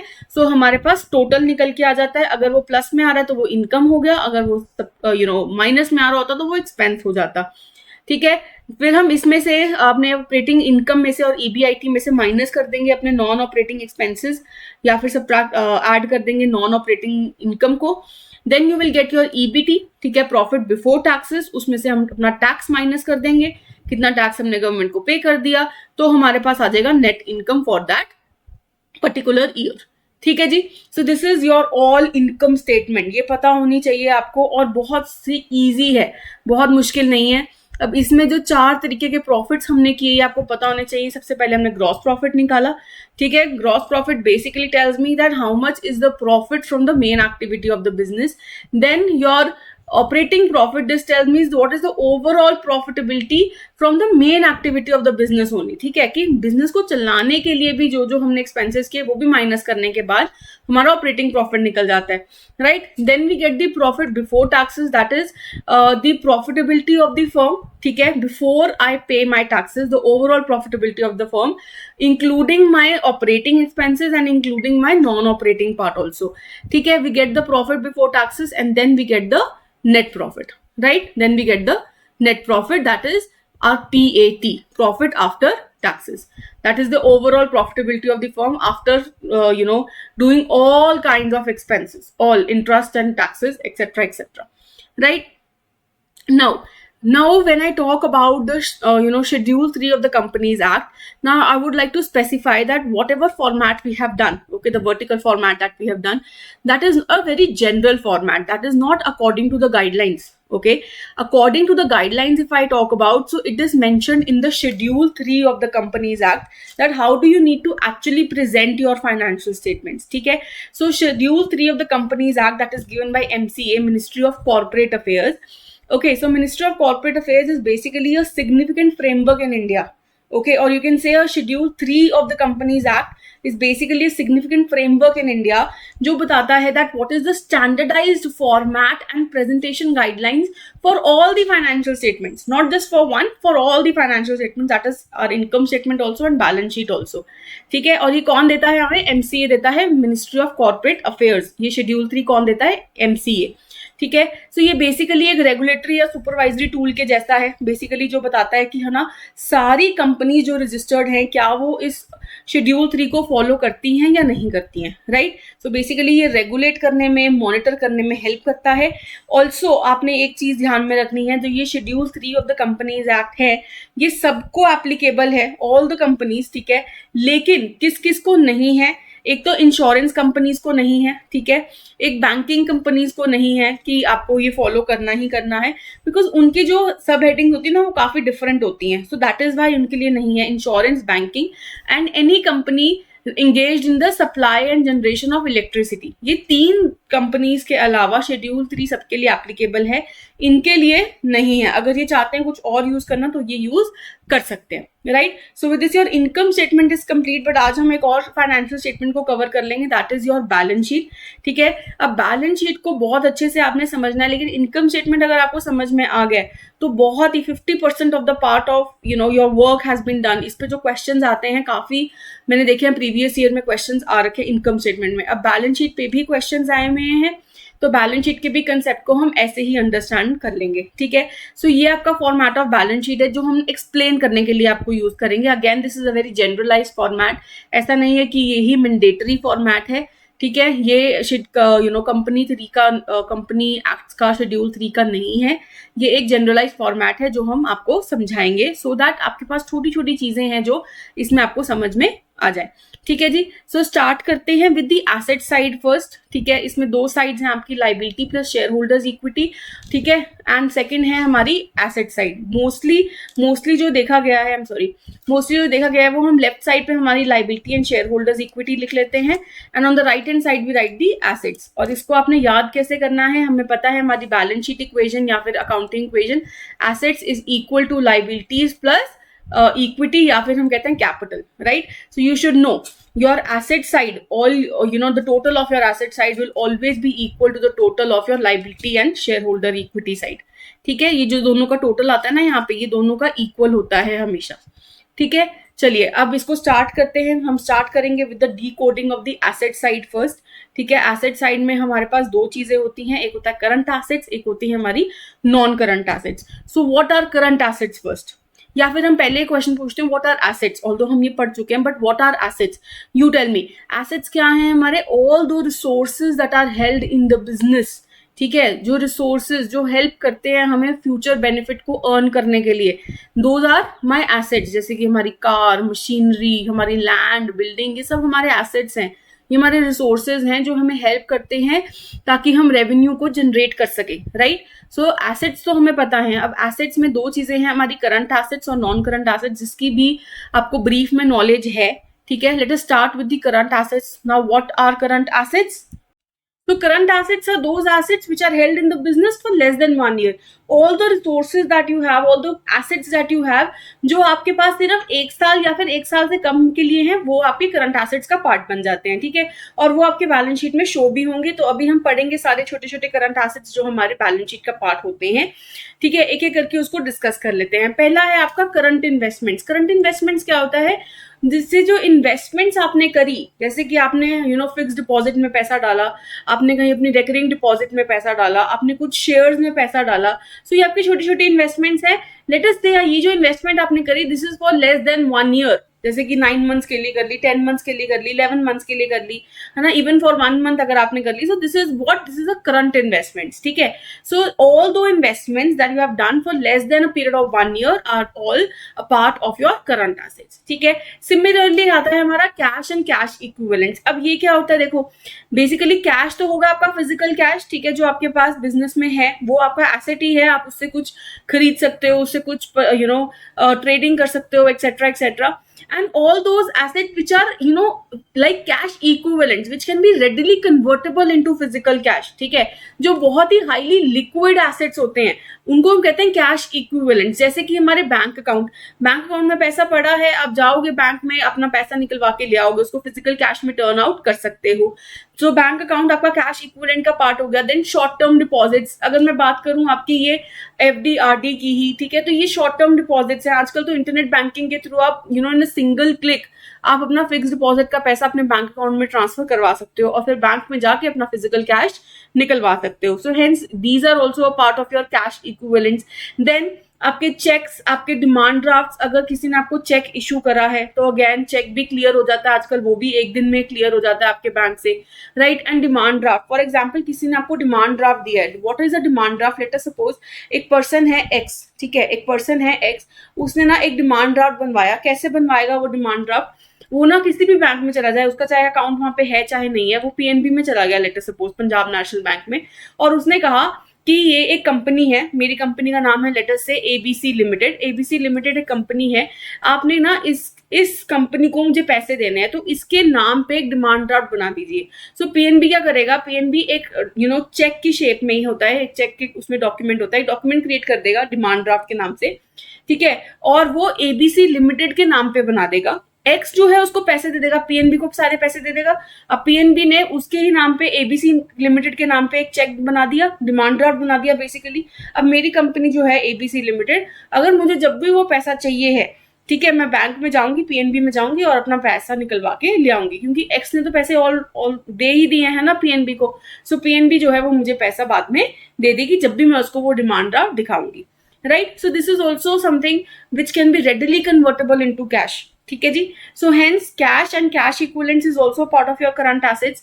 Then comes your inventories. अब इन्वेंट्री देखो क्या होती है आपकी, जैसे जो हमारे वेयर हाउस में सामान पड़ा है, ठीक है, वेयर हाउस में हमारे रॉ मटेरियल भी पड़ा होता है, तो रॉ मटेरियल भी जो हमने खरीदा, क्या वो हमारा एसेट नहीं है? ऑफ कोर्स है, क्योंकि यही रॉ मटेरियल जब हम उसको मैन्युफैक्चर करके उसको प्रोड्यूस करके फिनिश गुड बना देंगे तो वो आगे बिक जाएगा, हमें बेनिफिट देगा कि नहीं देगा? पैसे देगा ना, रेवेन्यू हेल्प करेगा जनरेट करने में. सो हेंस रॉ मटेरियल आपका जो इन्वेंट्री में पड़ा हो सकता है. लेट अस सपोज जो वर्क इन प्रोग्रेस है आपका, work in progress that means raw material पे कुछ काम हो चुका लेकिन वो अभी तक भी फिनिश गुड में टर्न आउट नहीं हुआ. जैसे कि हमारे पास वुड पड़ी थी, ठीक है, wood as a raw material पड़ा था, ठीक है, अब उसमें मैंने काम शुरू करा, ठीक है, चेयर बनानी थी. हाफ अ चेयर जो है उस पर कटिंग कुटिंग सब कुछ हो गई, हाफ चेयर जो है वो रेडी है, लेकिन वो अभी फुली कन्वर्टेबल नहीं है टू चेयर, ठीक है, अभी कुछ काम उस पर पड़ा है. सो हेंस ये जो हाफ चेयर पड़ी है, this is known as WIP, work in progress. तो ये भी आपका इन्वेंट्री का पार्ट होती है. इस पे ये भी आपको फ्यूचर में बेनिफिट तो देगी ना, जब आपको ये हाफ चेयर कन्वर्ट हो जाएगी फुल चेयर में, तो ये रेडिली बिक सकती है और रेवेन्यू आप जनरेट कर सकते हो. And even your finish goods तो ऑफ कोर्स आपके इन्वेंट्री का पार्ट होंगे ही होंगे, राइट. सो इन्वेंट्री जो है वो करंट एसेट क्यों है? फर्स्ट थिंग कि हम हमेशा ये अज्यूम करके चलता है बिजनेस कि जो इन्वेंट्री में जितना भी हमारा raw material, work in progress, finish good जो पड़ा है वो हमारा जो ना बड़ा ही जल्दी बिक जाएगा. 1 साल के अंदर हम उसको ट्राई करेंगे कि वो सारा जो सामान है वो बिक जाए. और इन्वेंट्री जो है आपकी रिप्लेनिश होती चेंज होती रहती है बार बार. ऐसा नहीं है कि एक ही तरह की इन्वेंट्री बहुत सालों साल पड़ी रहेगी। बिजनेस ये अज्यूम करता है कि हम यूज करते भी चलेंगे और उसमें और डालते भी चलेंगे सामान। सो इन्वेंट्री जो है वो हमेशा करंट एसेट का पार्ट होती है, because we think that it can be converted to cash. This inventory can be converted to cash within 1 year. ठीक है, नेक्स्ट है आपका trade receivable. What is a trade receivable? देखो, this is also known as your debtors. ठीक है, आपने late us suppose किसी को सामान बेचा था, you have sold something, sold your goods, ठीक है, और उसने अभी आपको पैसे नहीं दिए, वो कहता पैसे मैं आपको बाद में दूंगा।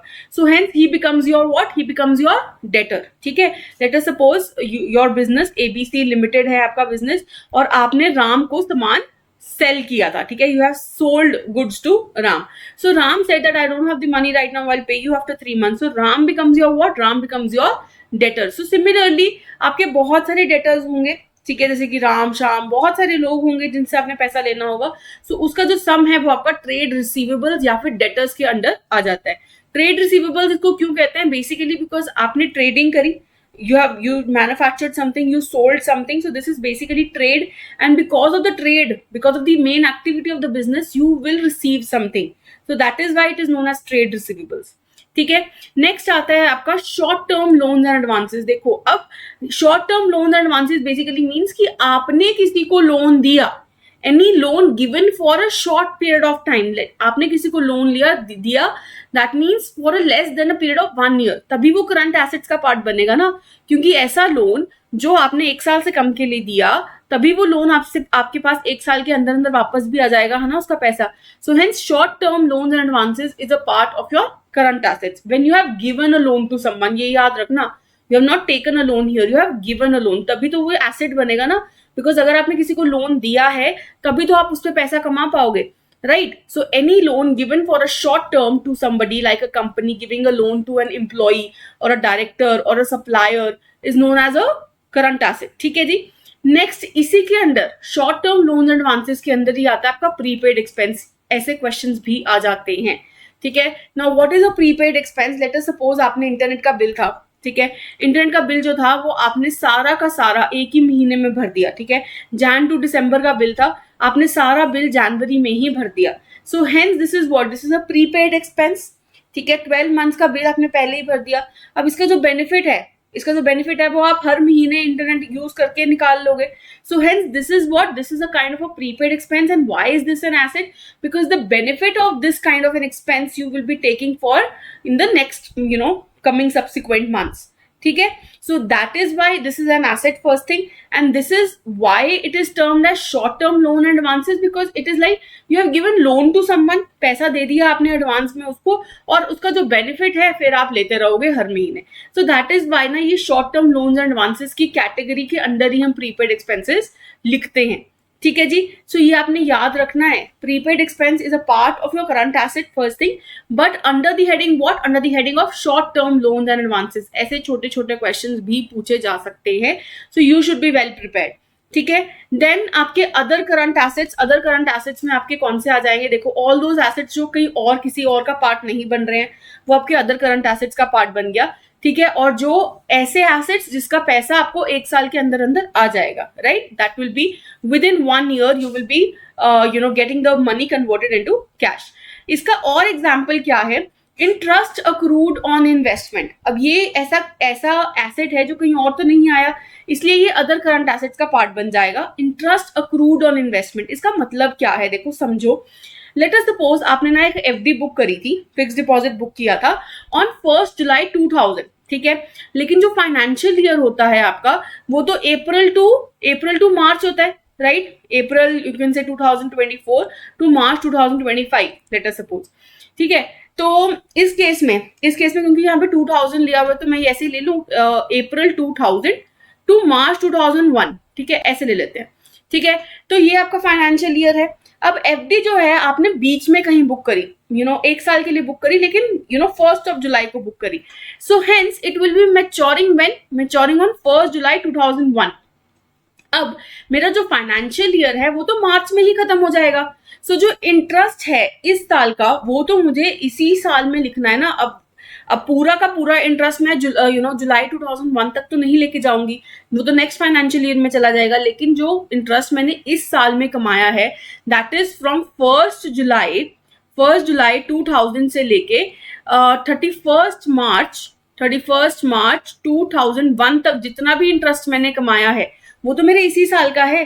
सो ये अक्रू हो गया है, so hence this should be a part of my balance sheet. और ये एसेट क्यों होगा? क्योंकि इसका बेनिफिट अभी मुझे आना है, अभी पैसा आना है, आया नहीं। So interest accrued on investment, जो ये 9 मंथ्स का पीरियड है, इसका इंटरेस्ट मुझे मिल जाएगा और इसका इंटरेस्ट जो है वो मैं in my other current assets का पार्ट लिख लूंगी। ठीक है, क्योंकि जो बाकी का टाइम है from the 1st of April, है ना, 1st ऑफ अप्रैल 2001 टू 1 जुलाई 2001, है ना, इसका जो इंटरेस्ट है वो तो नेक्स्ट फाइनेंशियल ईयर में चला जाएगा, 3 मंथ्स का जो इंटरेस्ट है। लेकिन ये जो 9 मंथ्स का इंटरेस्ट है ये मेरा इस साल का है, so hence this should be a part of my this years balance sheet. ठीक है, ये याद रखना है। और ये क्यों करंट एसेट है? बिकॉज इसका जो पैसा है अभी आना है मेरे पास। ठीक है जी, चले आगे, let us go ahead. Now ये सारे थे current assets. Current assets, all those assets which are to be consumed within 1 year, or you can say which will be converted to cash within 1 year, or the benefit of which will be taken in 1 year only. अब next पे चलते हैं हमारे non current assets. What are non current assets? All the resources that a company expects to hold for more than 1 year. जो ऐसे assets हैं जिनको हम 1 साल से ज्यादा के लिए रखते हैं, जिसको हम ये कहते हैं कि इसका जो बेनिफिट है हमें 1 साल से ज्यादा के लिए मिलेगा।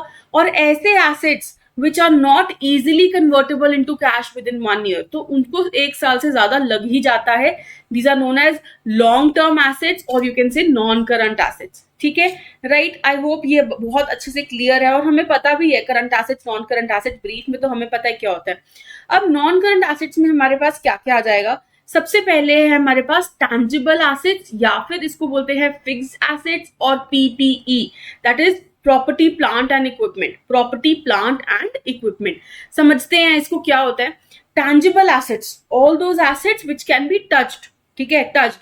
और ऐसे एसेट्स जो लॉन्ग टर्म के लिए हैं हमारे पास, जैसे कि हमारा लैंड, ठीक है, लैंड, बिल्डिंग, हमारे पास हमारा कोई व्हीकल, हमारी कोई भी कार, ट्रक, ये सब क्या है? ऐसे एसेट जिसको मैं टच कर सकती हूँ। और ऐसे एसेट जिसको हम बहुत 1 ईयर से ज्यादा के लिए रख सकते हैं। ठीक है, जनरली लैंड खरीदते हैं हम, तो हम उसको, ऐसा तो नहीं है कि हम उसको 1 ही साल के अंदर अंदर बेच देंगे, जब तक मैं कोई प्रॉपर्टी डीलिंग का काम नहीं करती।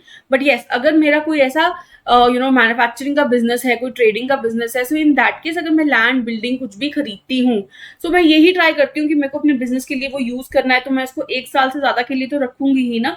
सो hence these are non current assets which I expect to hold for more than 1 year. हमारी कार, हमारा ट्रक, हमारा कंप्यूटर, ये सब क्या है? ये सब हमारे टैंजिबल एसेट्स हैं जिनको मैं टच भी कर सकती हूँ, and even they are expected to be held for more than 1 year. ठीक है, इसके दूसरे नाम जो है फिक्स्ड एसेट्स या फिर प्रॉपर्टी प्लांट एंड इक्विपमेंट, ये सब हमें याद होने चाहिए।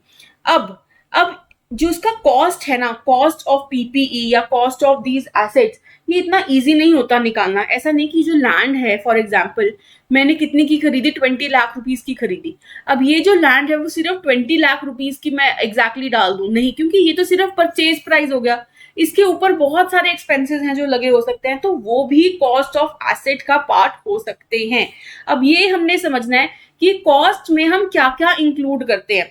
तो बड़ा ही इंपॉर्टेंट एक कंसेप्ट है कि जो कॉस्ट ऑफ टैंजिबल एसेट है ना, वो सिर्फ हमारा परचेज प्राइस नहीं होता है। लेट अस से आपने एक कार खरीदी या फिर आपने कोई एक मशीन खरीदी, ठीक है, आपने कोई मशीन खरीदी लेट अस से 20 लाख रुपीस की। अगर वो 20 लाख रुपीस तो सिर्फ आपने उस होलसेलर को, रिटेलर को दिए हैं, लेकिन उसके साथ साथ आपने कुछ और पैसे भी खर्च किए उस मशीन को अपने वेयर हाउस तक लेके आने के लिए, या फिर उस मशीन को उस कंडीशन में लेके आने के लिए जिसमें आपको वो चाहिए। तो बहुत सारा पैसा आपने और भी खर्च किया, तो वो सब पैसा भी हमारा कॉस्ट ऑफ द एसेट में इंक्लूड होना चाहिए। ठीक है, सो कौन सा पैसा होगा? जो भी डायरेक्टली एट्रीब्यूटल कॉस्ट है, जो भी डायरेक्टली एट्रीब्यूटल कॉस्ट है, वो ऐड होता है to the cost of tangible asset. अब इसको समझो कि what is directly attributable cost. ठीक है, so any expense that you have done, okay, or you have contributed to bring the asset to the location, ठीक है। फॉर एग्जाम्पल सप्लायर जो है जहां से आपने सामान खरीदा वो है आपका दिल्ली में, ठीक है, और सामान आपको चाहिए जो आपका आपका गोडाउन है, जो आपकी फर्म है वो कहाँ पे है, लेटर से वो चेन्नई में है। सो दिल्ली से लेके चेन्नई तक जो भी ट्रांसपोर्टेशन का खर्चा है वो भी कॉस्ट ऑफ द एसेट में इंक्लूड होगा, ठीक है। And the condition necessary for it to be capable for operating in a manner intended by the management. Let us say ये जो मशीन आपने खरीदी 20 लाख रुपीस की, अब इसमें कुछ कस्टमाइजेशन की जरूरत है क्योंकि आपका जो बिजनेस है, लेट अस से आपका कोई टेलरिंग का बिजनेस है, एम्ब्रॉयडरी करने का बिजनेस है, अब उस एम्ब्रॉयडरी के बिजनेस के लिए आपको कुछ कस्टमाइजेशन करनी पड़ रही है उस मशीन की। तो वो कस्टमाइजेशन जो आपने करी, इस 20 लाख के ऊपर जो पैसा और खर्च किया कस्टमाइजेशन करने के लिए, वो पैसा भी आपका डायरेक्टली एट्रीब्यूटल कॉस्ट के अंडर आएगा और वो भी कॉस्ट ऑफ द एसेट में जुड़ जाएगा, ठीक है। तो और देखते हैं और कौन सी कॉस्ट होती है जो डायरेक्टली एट्रीब्यूटल कॉस्ट हो सकती है। फर्स्ट है आपकी cost of employee benefit such as water cooler, medical aid एंड एक्सेट्रा एक्सेट्रा। अब इसको समझो, लेट अस सपोज आपने ना एक मशीन है जो बाय करी, बहुत ही हैवी मशीन है, ठीक है। अब उस मशीन को लोड करने के लिए या फिर उस मशीन को इंस्टॉल करने के लिए ना आपको जो जगह है आपकी फर्म में, जो जगह है आपके बिजनेस में, उसको थोड़ा सा चेंज करना पड़ेगा। अब उसको जब चेंज करना पड़ेगा तो आपको लेबर लगानी पड़ेगी, ठीक है। अब उस लेबर को काम करने के लिए ना एटलीस्ट 1 महीना चाहिए फॉर एग्जाम्पल। अब 1 महीने के लिए उस लेबर का जो पानी का खर्चा, रिफ्रेशमेंट का खर्चा, मेडिकल कोई एक्सपेंसेस का खर्चा, वो सब भी आपका कॉस्ट ऑफ द एसेट में जुड़ेगा। क्यों? क्योंकि उस एसेट को, उस मशीन को लेके आना था, इसीलिए मैंने खर्चा किया, ठीक है, लेबर को बुलाया, लेबर पे खर्चा किया, तो वो सब भी आपका कॉस्ट ऑफ द एसेट में जुड़ेगा। आप ही सोचो, आपने कोई मशीन बाय करी, उस मशीन को घर में लेके आना है, उस घर में उस जगह को आपने साफ कराना पड़ा, उसको लेबर बुलानी पड़ेगी या ठोका ठाकी करके इस पे ना, इसमें कील लगाओ, इसमें ये करो वो करो, तो वो सब पैसा भी तो आप इंक्लूड करते ही हो ना अपने दिमाग में, यार इतना इतना पैसा लग गया, 1000 इस पे लग गया, 2000 इस पे लग गया, तो हेंस ये भी आपका कॉस्ट ऑफ द एसेट में जुड़ना चाहिए। लॉ भी यही कहता है अकाउंटिंग का। सेकेंड है कॉस्ट ऑफ साइट प्रिपरेशन। अब जो मैं कहती हूँ कि साइट को प्रिपेयर करना पड़ेगा, तो उसके लिए सीमेंट आया, उसके लिए ब्रिक्स आई एंड एवरीथिंग, तो वो जो पैसा है वो भी आपका कॉस्ट ऑफ द एसेट में जुड़ेगा, ठीक है। Initial delivery and handling cost. अब जैसे मैंने ये वाला एग्जांपल दिया, सप्लायर दिल्ली में है, फर्म आपकी चेन्नई में है, तो ट्रांसपोर्टेशन का जितना भी खर्चा है वो भी आपका कॉस्ट ऑफ द एसेट में जुड़ेगा, ठीक है। 50,000 आपने और दिए, तो आप उसको सोचोगे ना कि यार 20 लाख की तो मशीन थी, 50,000 मुझे इसको ट्रांसपोर्टेशन में लगाने पड़े, तो वो भी इंक्लूड करने पड़ेंगे। और हैंडलिंग चार्जेस भी कई बार ले लेता है बंदा, क्योंकि मशीन बहुत ही बड़ी है, उसको हैंडल करने के लिए मुझे 2-3 लेबर भेजनी पड़ी साथ में, तो उसका पैसा भी तो मुझे ही देना पड़ेगा। सो हेंस वो भी पार्ट आपका कॉस्ट ऑफ द एसेट में जुड़ जाएगा। फोर्थ है आपका इंस्टॉलेशन एंड असेंबली कॉस्ट। कई बार क्या होता है कि हमने जो मशीन है, लेट अस सपोज कुछ पार्ट उसका दिल्ली से आना था, कुछ पार्ट उसका चंडीगढ़ से आना था, ठीक है। अब वो सारा का सारा सामान आ गया और चेन्नई में आके इकट्ठा हो गया, तो अब मुझे एक बंदे को बुलाना पड़ा कि यार इसको इंस्टॉल कर, और इसको इंस्टॉल करने के लिए फिर असेंबली भी करनी पड़ेगी, उसकी मशीन की डिफरेंट जगह से पार्ट्स आए हैं तो असेंबलिंग भी करनी पड़ेगी। सो वो जो कॉस्ट है वो भी आपका कॉस्ट ऑफ द एसेट में जुड़ जाएगा। नेक्स्ट है आपका cost of testing. Cost of testing, अब बड़ा ध्यान से सुनो, ये जो मशीन है, ठीक है, आपने खरीद ली, कस्टमाइज भी करा ली, अब आपको पहले ये टेस्ट करनी पड़ेगी, फाइनल प्रोडक्ट लेके आने से पहले उसको टेस्ट करना पड़ेगा। अब टेस्ट जब आप करते हो तब भी तो कुछ डीजल यूज हुआ, इलेक्ट्रिसिटी यूज हुई, तो वो भी कॉस्ट जुड़ जाएगा। प्लस इसमें एक चीज ध्यान रखनी है, जब आप टेस्टिंग करेंगे तो सिर्फ एक्सपेंसेस नहीं लगते, कई बार उससे कुछ प्रोडक्ट्स भी निकल के आ जाते हैं, ठीक है, टेस्ट करते हुए। और लेट अस सपोज वो प्रोडक्ट अच्छा निकल के आ गया, बिकने लायक है मार्केट में, अगर वो प्रोडक्ट मार्केट में बिक जाए तो जितना भी पैसा आपको मिलेगा, ठीक है, जितना भी पैसा आपको मिलेगा वो आप माइनस कर दोगे। Late us suppose cost of testing थी आपकी 50,000 की, 50,000 रुपीज लगे आपकी, इलेक्ट्रिसिटी, फ्यूल, इन सब चीजों में मिला के 50,000 कॉस्ट ऑफ टेस्टिंग थी, लेकिन उससे कुछ प्रोडक्ट्स मैन्युफैक्चर हुए और जो वो प्रोडक्ट्स थे ना वो 20,000 के बिक गए, ठीक है। तो मैं ऑफ कोर्स, क्योंकि ये रेवेन्यू मिल गया मुझे, तो 20,000 मैं सब्ट्रैक्ट कर दूंगी, और जो अब मेरा नेट कॉस्ट ऑफ टेस्टिंग है, नेट कॉस्ट ऑफ टेस्टिंग कितना हो गया, 30,000। ऑफ कोर्स ये जो 20,000 आपको मुनाफा हुआ बाय सेलिंग द प्रोडक्ट्स, वो आप क्यों नहीं नजर में रखोगे? जब आप सारा खर्चा नजर में रख रहे हो अपने, तो अगर आपको कुछ प्रॉफिट भी हुआ है, कुछ बिका है आपका और कुछ पैसा आपके पास आया है, तो वो भी तो आपको सब ट्रैक करना चाहिए ना अपने एक्सपेंसेस में से। सो ठीक है, 50,000 का अगर टोटल कॉस्ट था माइनस कुछ मेरे को पैसा मिल गया, तो टोटल एक्सपेंसेस कितने हुए? सिर्फ 30,000 के। ठीक है जी, I hope this is very much clear. Next हम चलते हैं प्रोफेशनल फीस। अब जैसे कि मैंने आपको कहा कि असेंबलिंग करने के लिए कई बार, या फिर कोई सॉफ्टवेयर लेटर से मैंने खरीदा और मुझे उसके लिए कुछ इंजीनियर्स को हायर करना पड़ा। सो इन दैट केस जो भी प्रोफेशनल फीस मुझे देनी पड़ी, लेटर से मुझे उसको 6 महीने के लिए हायर करना पड़ा, तो वो जो 6 मंथ्स की फीस थी वो भी मैं कहूंगी कि मेरा कॉस्ट ऑफ द एसेट में जुड़ जाएगा। ठीक है, नेक्स्ट है डीकमिशनिंग चार्जेस। बड़े ही ध्यान से सुनना इसको, डीकमिशनिंग चार्जेस क्या होती है? Let us suppose again you have bought a machine, machine बहुत ही बड़ी है इन नेचर। ठीक है, अब ये जो मशीन आपने खरीदी, ठीक है, इसको आपने प्रिपेयर कराई साइट और उस पर उसने खड़ी भी कर दी उस मशीन को। अब मुझे पता है कि इस मशीन की जो यूजफुल लाइफ है ना, यूजफुल लाइफ है वो सिर्फ 10 ईयर्स है। ठीक है, 10 ईयर्स बाद ना मुझे इसको डिसमेंटल करना पड़ेगा, इसको रिमूव करवाना पड़ेगा अपनी साइट से। तो 10 ईयर्स बाद उसकी जो डिसमेंटलिंग का खर्चा है, ठीक है, उसको उस मशीन को वहां से निकलवा के या तो डिस्कार्ड करना, स्क्रैप में बेचना, जो मर्जी है, जो मुझे उसको निकालना वहां से, उसका जो भी खर्चा है वो भी आज की वैल्यू के हिसाब से मैं रिकॉर्ड करूंगी। ठीक है, लेट अस सपोज उस टाइम पे मुझे पता है कि 10,000 रुपीज लगेंगे इसको निकालने के लिए, तो वो 10,000 की जो डीकमिशनिंग चार्जेस हैं वो आज ही मैं अपने कॉस्ट ऑफ द एसेट में जोड़ लूंगी। ठीक है, ये याद रखना है आपने पॉइंट। सो ऐसे चार्जेस भी जो डीकमिशनिंग है या फिर डिसमेंटलिंग चार्जेस हैं वो भी आपके कॉस्ट ऑफ द एसेट में जुड़ जाते हैं। तो ऐसे टाइम्स में ना, जब ये डीकमिशनिंग चार्जेस जैसे पॉइंट्स आ जाते हैं तो बच्चे कंफ्यूज हो जाते हैं कि यार ये कॉस्ट थोड़ी ऐड होगा। बट यस, ये याद रखना है आपने, अकाउंटिंग कहता है कि आप ये कॉस्ट भी ऐड कर सकते हो। ठीक है, सो विद दिस आपको समझ में आ गया कि what should be added to the cost of the asset at least.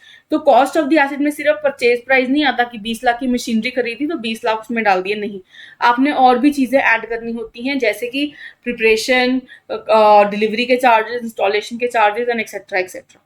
ठीक है जी, I hope this is very much clear. अब एक चीज याद रखनी है, जब आपने वैल्यू लिख ली नॉन करंट एसेट, ये जो टैंजिबल एसेट है, लेट अस सपोज 20 लाख का एसेट था, उसके ऊपर जितना भी आपने खर्चा किया 2 लाख का और एक्सपेंस होगा, तो 22 लाख का आपका टोटल टैंजिबल एसेट बन गया। अब इस पे जो डेप्रिसिएशन लगेगी इस साल की, जिस साल की आप बैलेंस शीट बना रहे हो, जितनी भी डेप्रिसिएशन लगेगी वो आप सब्ट्रैक्ट कर देंगे। लेट अस सपोज 1 लाख की डेप्रिसिएशन है, तो 1 लाख जो है सब्ट्रैक्ट कर दोगे और यहाँ पे आ जाएगा आपका net tangible asset that is of 21 lakh की इस साल की जो बुक वैल्यू है of the asset is how much? 21 lakh. Is this clear? ये छोटा सा एस्पेक्ट है जो आपको समझ में आना चाहिए, बहुत इंपॉर्टेंट कंसेप्ट है of your non current assets. ठीक है जी, नेक्स्ट मूव करते हैं टुवर्ड्स आर इनटैंजिबल एसेट्स। अब देखिए, नॉन करंट एसेट्स में कुछ इनटैंजिबल एसेट्स भी होते हैं। कौन से लेटेस्ट से आपका कोई पेटेंट है, पेटेंट, कॉपीराइट, तो ये सब क्या है, इनको हम टच तो नहीं कर सकते। हमारी गुडविल इसको हम टच तो नहीं कर सकते, लेकिन ये हमारे एसेट तो हैं। Let us suppose Coca Cola की बात करूं, कोको कोला ने पेटेंट ले रखा है अपनी रेसिपी पे, वो रेसिपी कहीं पे भी लीक नहीं होती। अगर वो लीक हो जाए तो जिसने भी लीक करी उसको बहुत भारी जुर्माना देना पड़ेगा। क्यों? क्योंकि उस रेसिपी पे सिर्फ कोको कोला के पास उसका पेटेंट है। ठीक है, और वो यूज करता है कि है ना, अपना फ्यूचर रेवेन्यू अर्न करने के लिए, तो उसका एसेट तो है वो पेटेंट, राइट। और क्योंकि वो इतने साल से यूज कर रहा है और हर कोई जब भी पेटेंट लेता है वो उसके लिए बहुत साल भर यूज करता है उसको।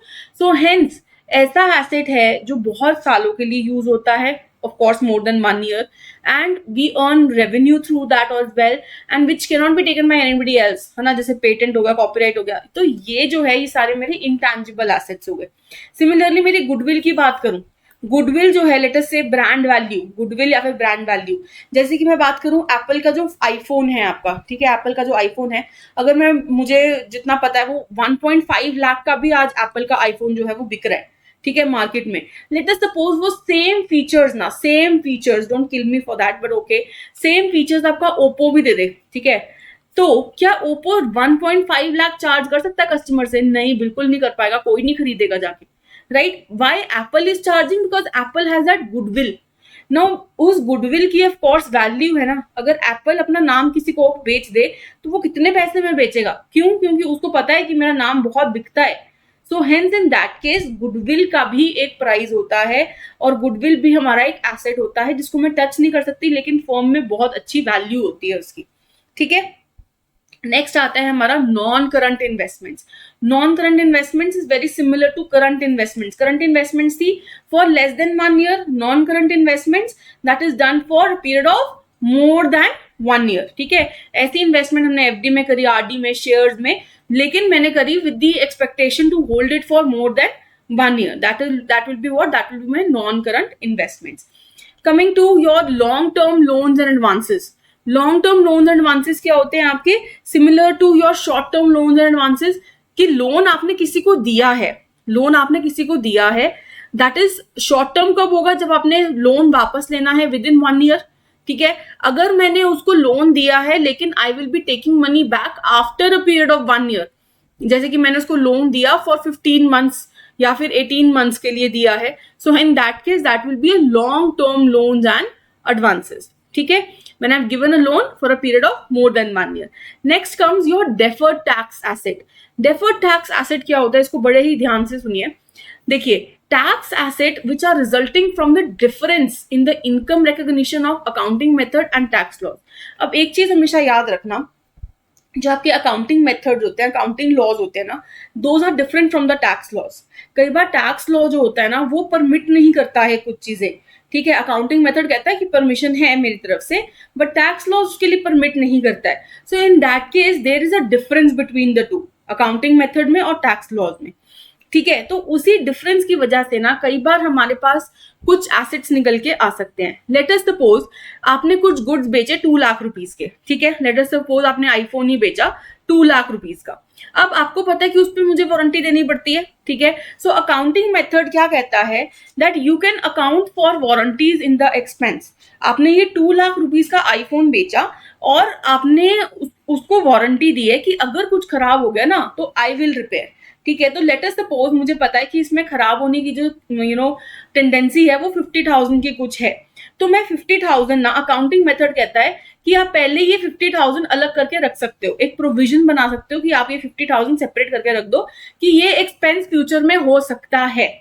बट टैक्स लॉ कहता है कि अगर ये एक्सपेंस नहीं हुआ, ये 50,000 का एक्सपेंस जो है वो नहीं हुआ, तब तक आप इसको अपने अकाउंट्स में नहीं डालोगे, तब तक टैक्स वाला इसको नहीं डालोगे.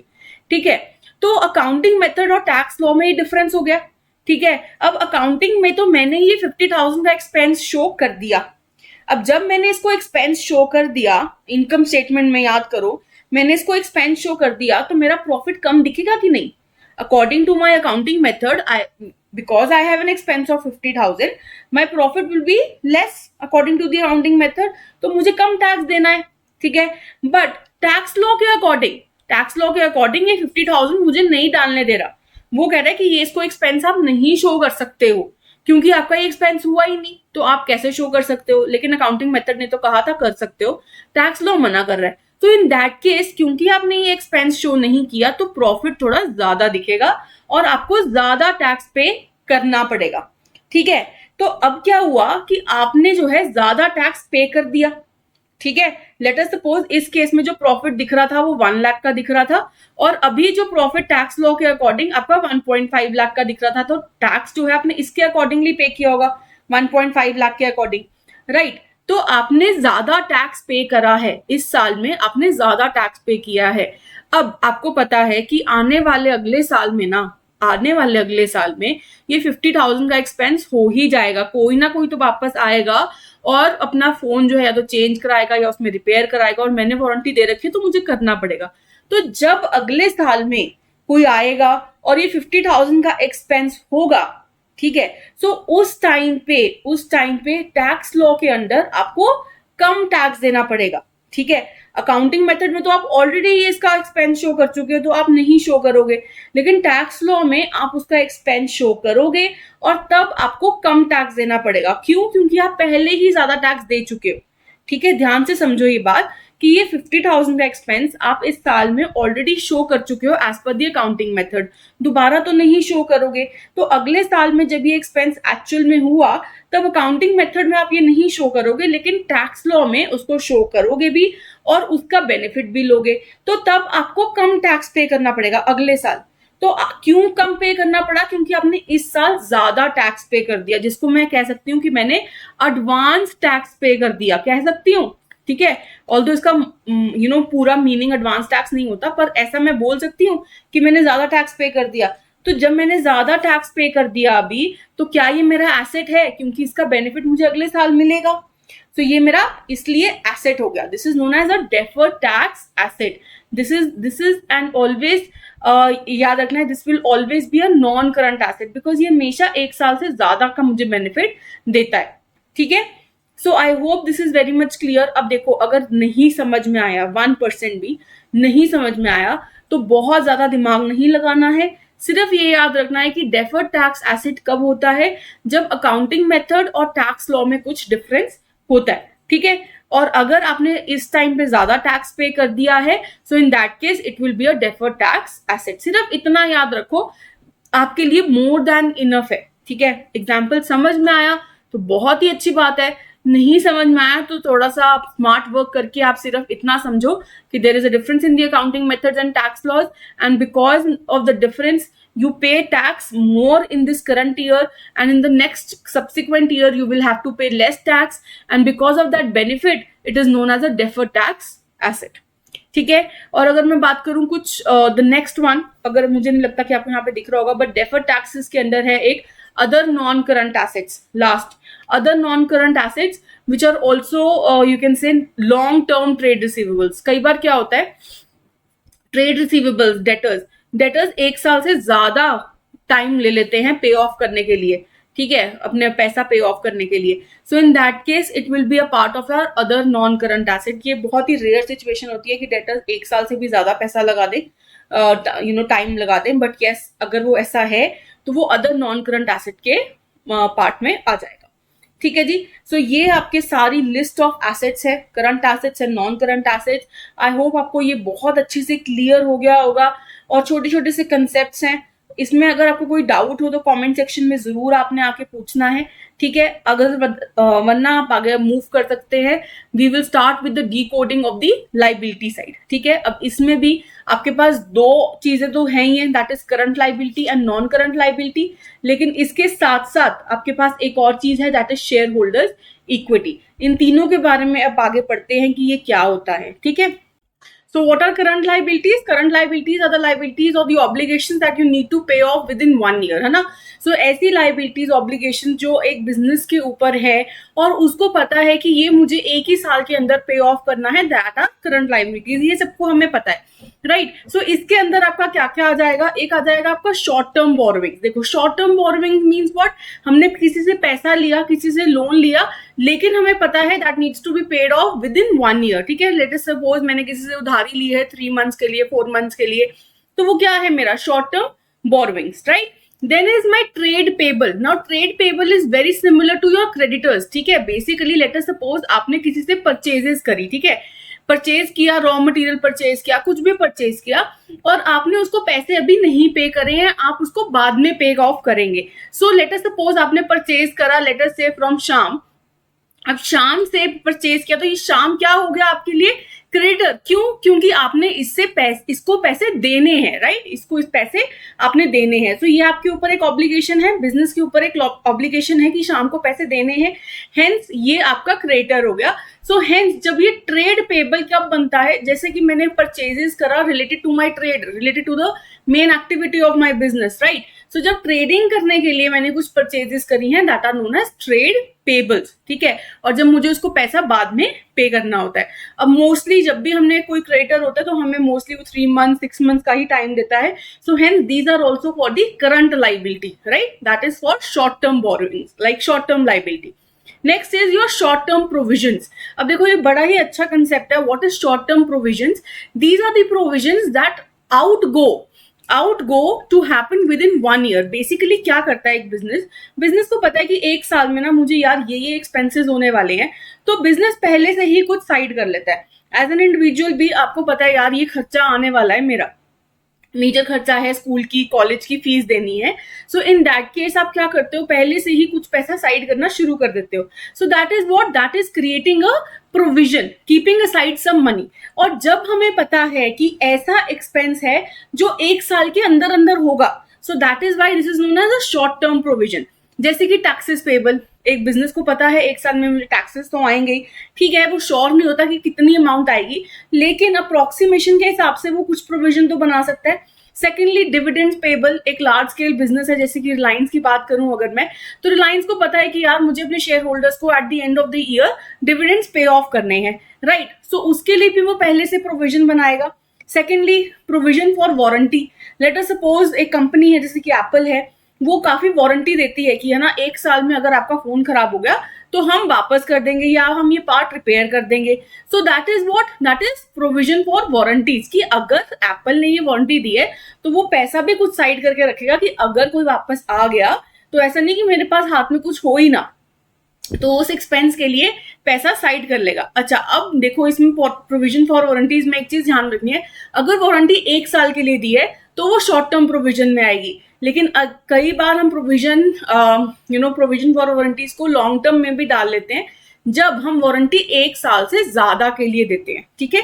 तो ये याद रखनी है, प्रोविजन फॉर वारंटीज अगर मैंने एक ही साल के लिए दिया है, so hence it will be termed as a short term provision, ठीक है जी। आई होप ये कोई दिक्कत नहीं है इसमें। आगे चलते हैं, अक्रूड एक्सपेंसेस। अक्रूड एक्सपेंसेस आपके कौन से एक्सपेंसेस होते हैं, जो एक्सपेंसेस ऑलरेडी हो चुके हैं।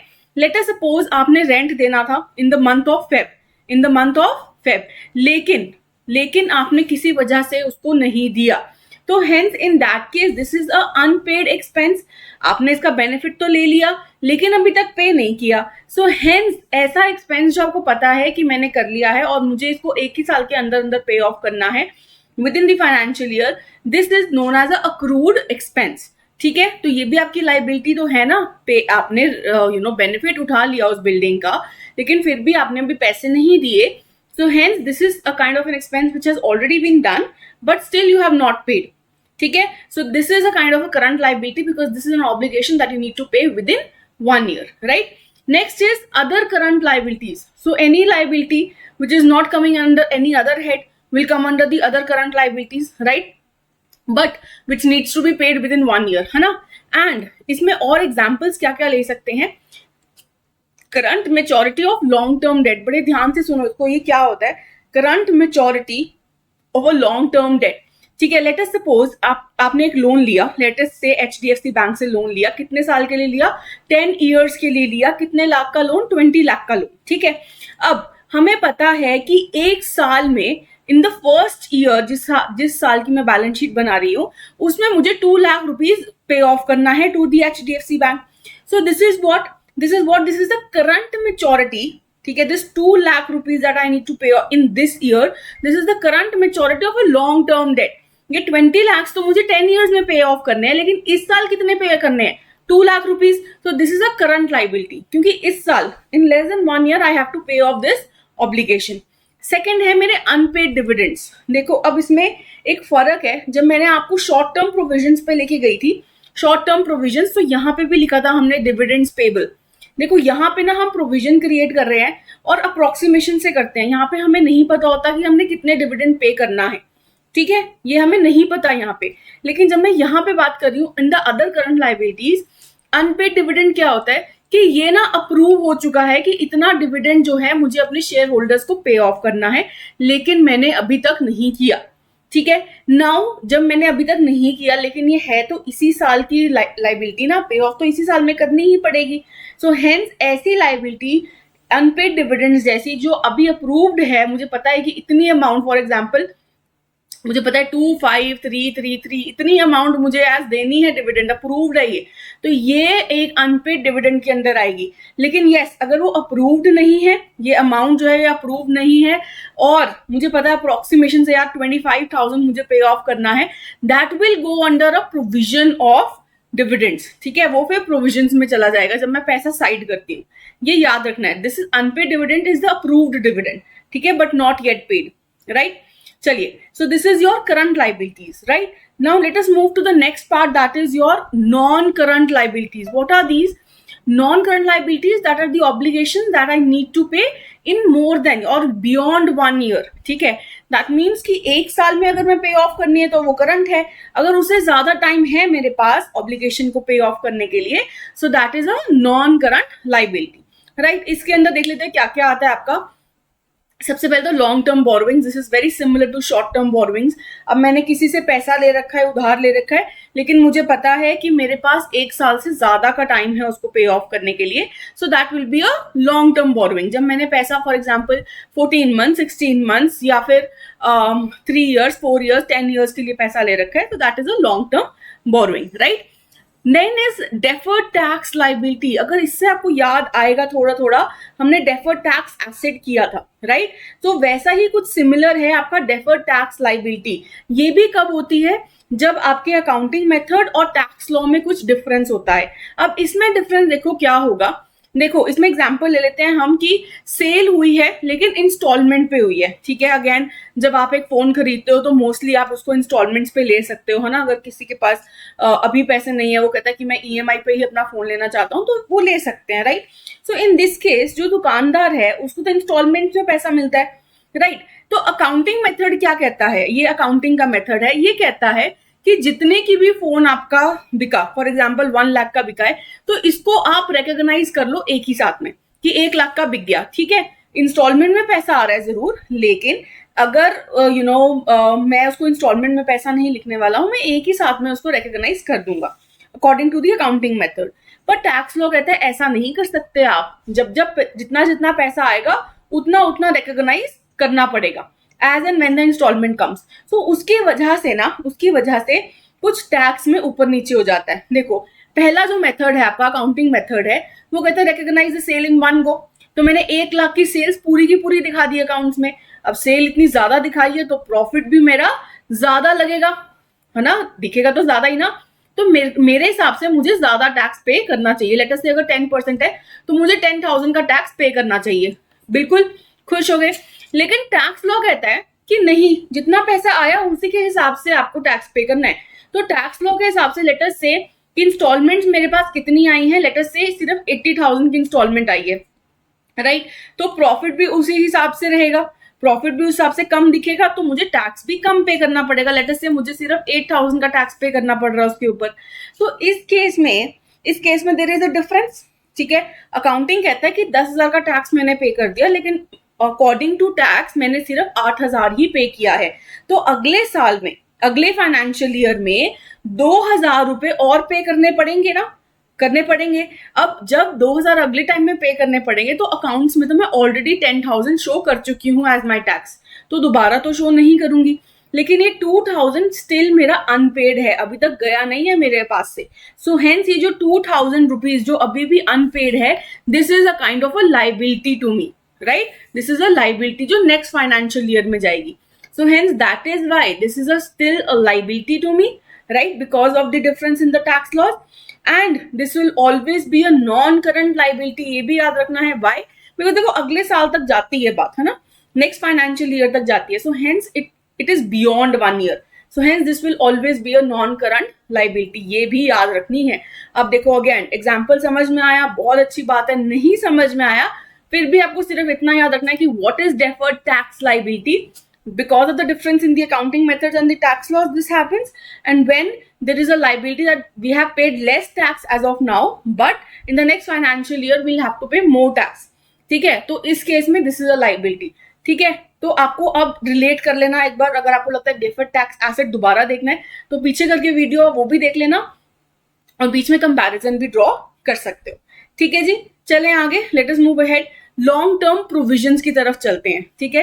ये दो हमने कर लिए, लॉन्ग टर्म प्रोविजंस की तरफ चलते हैं। अब देखो this is very similar to short term provisions. तब हमने प्रोविजन बनाया था, पैसा साइड किया था जब हमने पता है कि ऐसा एक्सपेंस है जो 1 साल के अंदर अंदर होना है, उसका हमने साइड कर लिया था। अब जब हमें पता है कि ऐसा एक्सपेंस है जो काफी टाइम बाद हो सकता है, है ना, 1 ईयर के बियॉन्ड हो सकता है, तो उसको हम कहेंगे लॉन्ग टर्म प्रोविजन।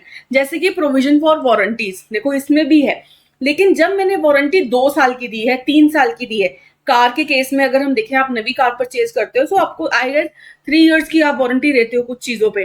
तो 3 ईयर्स की जब हमने वारंटी दी, तो अगर एक कार ओनर को साइड करना पड़ेगा पैसा, तो वो लॉन्ग टर्म प्रोविजन में डालेगा। ठीक है जी। Similarly provision for employ benefit अगर हम देखें, ग्रेचुटी पता है आपको, ग्रेचुटी कब मिलती है? जब एक एम्प्लॉय 5 ईयर्स एक ही कंपनी में काम कर रहा होता है। अब 5 ईयर्स बाद एक कंपनी एम्प्लॉय जब छोड़ता है, तो कंपनी को उसको पैसे देने पड़ते हैं। अब एक साथ इतनी हैवी अमाउंट कंपनी कैसे देगी? तो उसके लिए कंपनी भी क्या कर सकती है, हर साल कुछ ना कुछ प्रोविजन बनाती रहेगी। सो that is what a long term provision. जब हमें पता है ऐसा एक्सपेंस होगा जो होगा तो कुछ टाइम बाद, लेकिन अभी से मुझे उसके लिए पैसा इकट्ठा करना शुरू करना पड़ेगा। So that is a provision for employ benefit. Okay, long term provision के अंडर वो आ जाएगा। Next is your other long term liability. देखो जो दूसरे में नहीं आएगी, बाकी किसी और हेड में, वो चली जाएगी आपकी अदर लॉन्ग टर्म लाइबिलिटीज में। जैसे कि हमारी लॉन्ग टर्म ट्रेड पेबल। देखो अगेन, जो ट्रेड पेबल्स होते हैं ना, मोस्टली वो करंट लाइबिलिटीज में ही आते हैं, क्योंकि हमें पता है कि जो क्रेडिटर्स हैं वो हमें 1 साल के अंदर अंदर पैसा मतलब उनको देना ही पड़ेगा।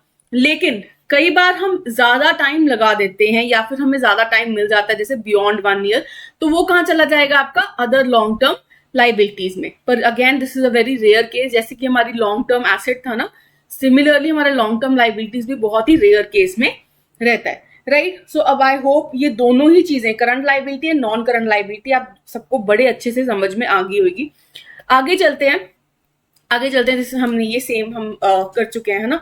चलिए आगे मूव ऑन करते हैं टुवर्ड्स द कंटिंजेंट लाइबिलिटी। ठीक है, एक चीज आपने जो समझनी है, current liability non current liability सीख ली, अब कंटिंजेंट लाइबिलिटी क्या होता है?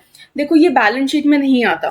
फर्स्ट की contingent liability is not a part of your balance sheet, but this is a part to notes to accounts.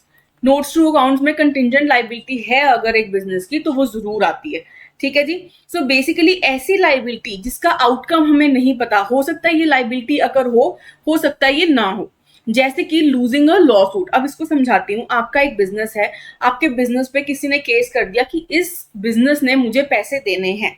Business कहता है मैंने कोई पैसा नहीं देना, बंदा जिसने केस किया वो कहता है कि यार इसने पैसे देने हैं। सो इन दैट केस कॉन्ट्राडिक्टरी हो गया ना केस। अगर बिजनेस हार गया तो उसको पैसे देने पड़ेंगे, जीत गया तो उसकी बल्ले बल्ले कुछ पैसा नहीं देना पड़ेगा। So in that case this is a contingent liability. ठीक है जी।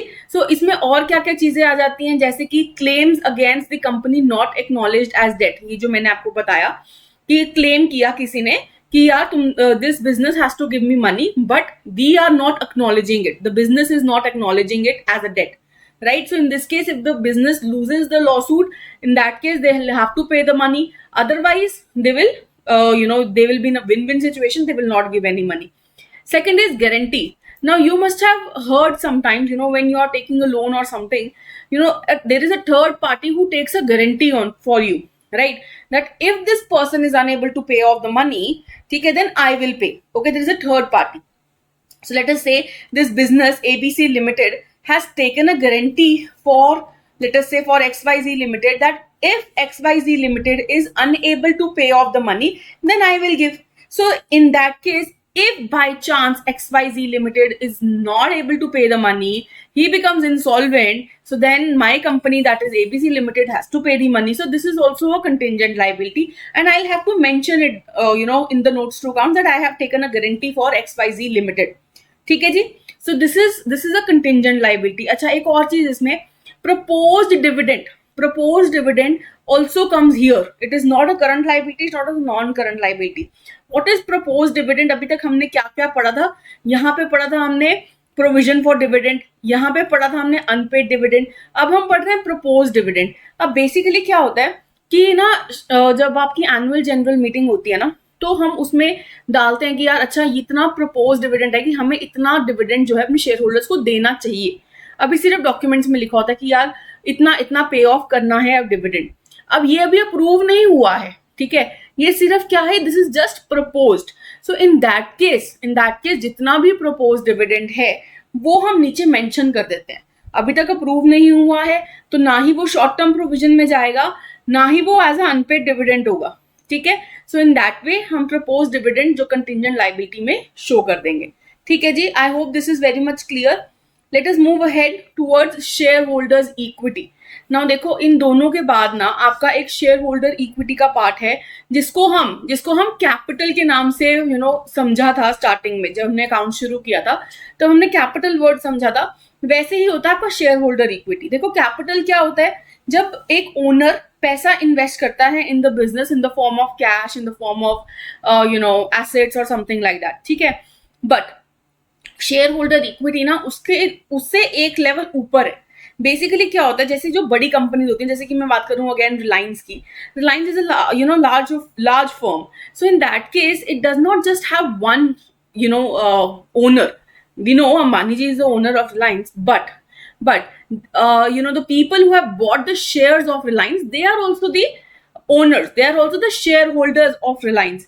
So in that case, whatever money as a shareholder we have put in, if I am a shareholder of Reliance, so whatever money I have put in in Reliance company, I have become a part owner of that company, and that becomes a part of shareholder equity in Reliance.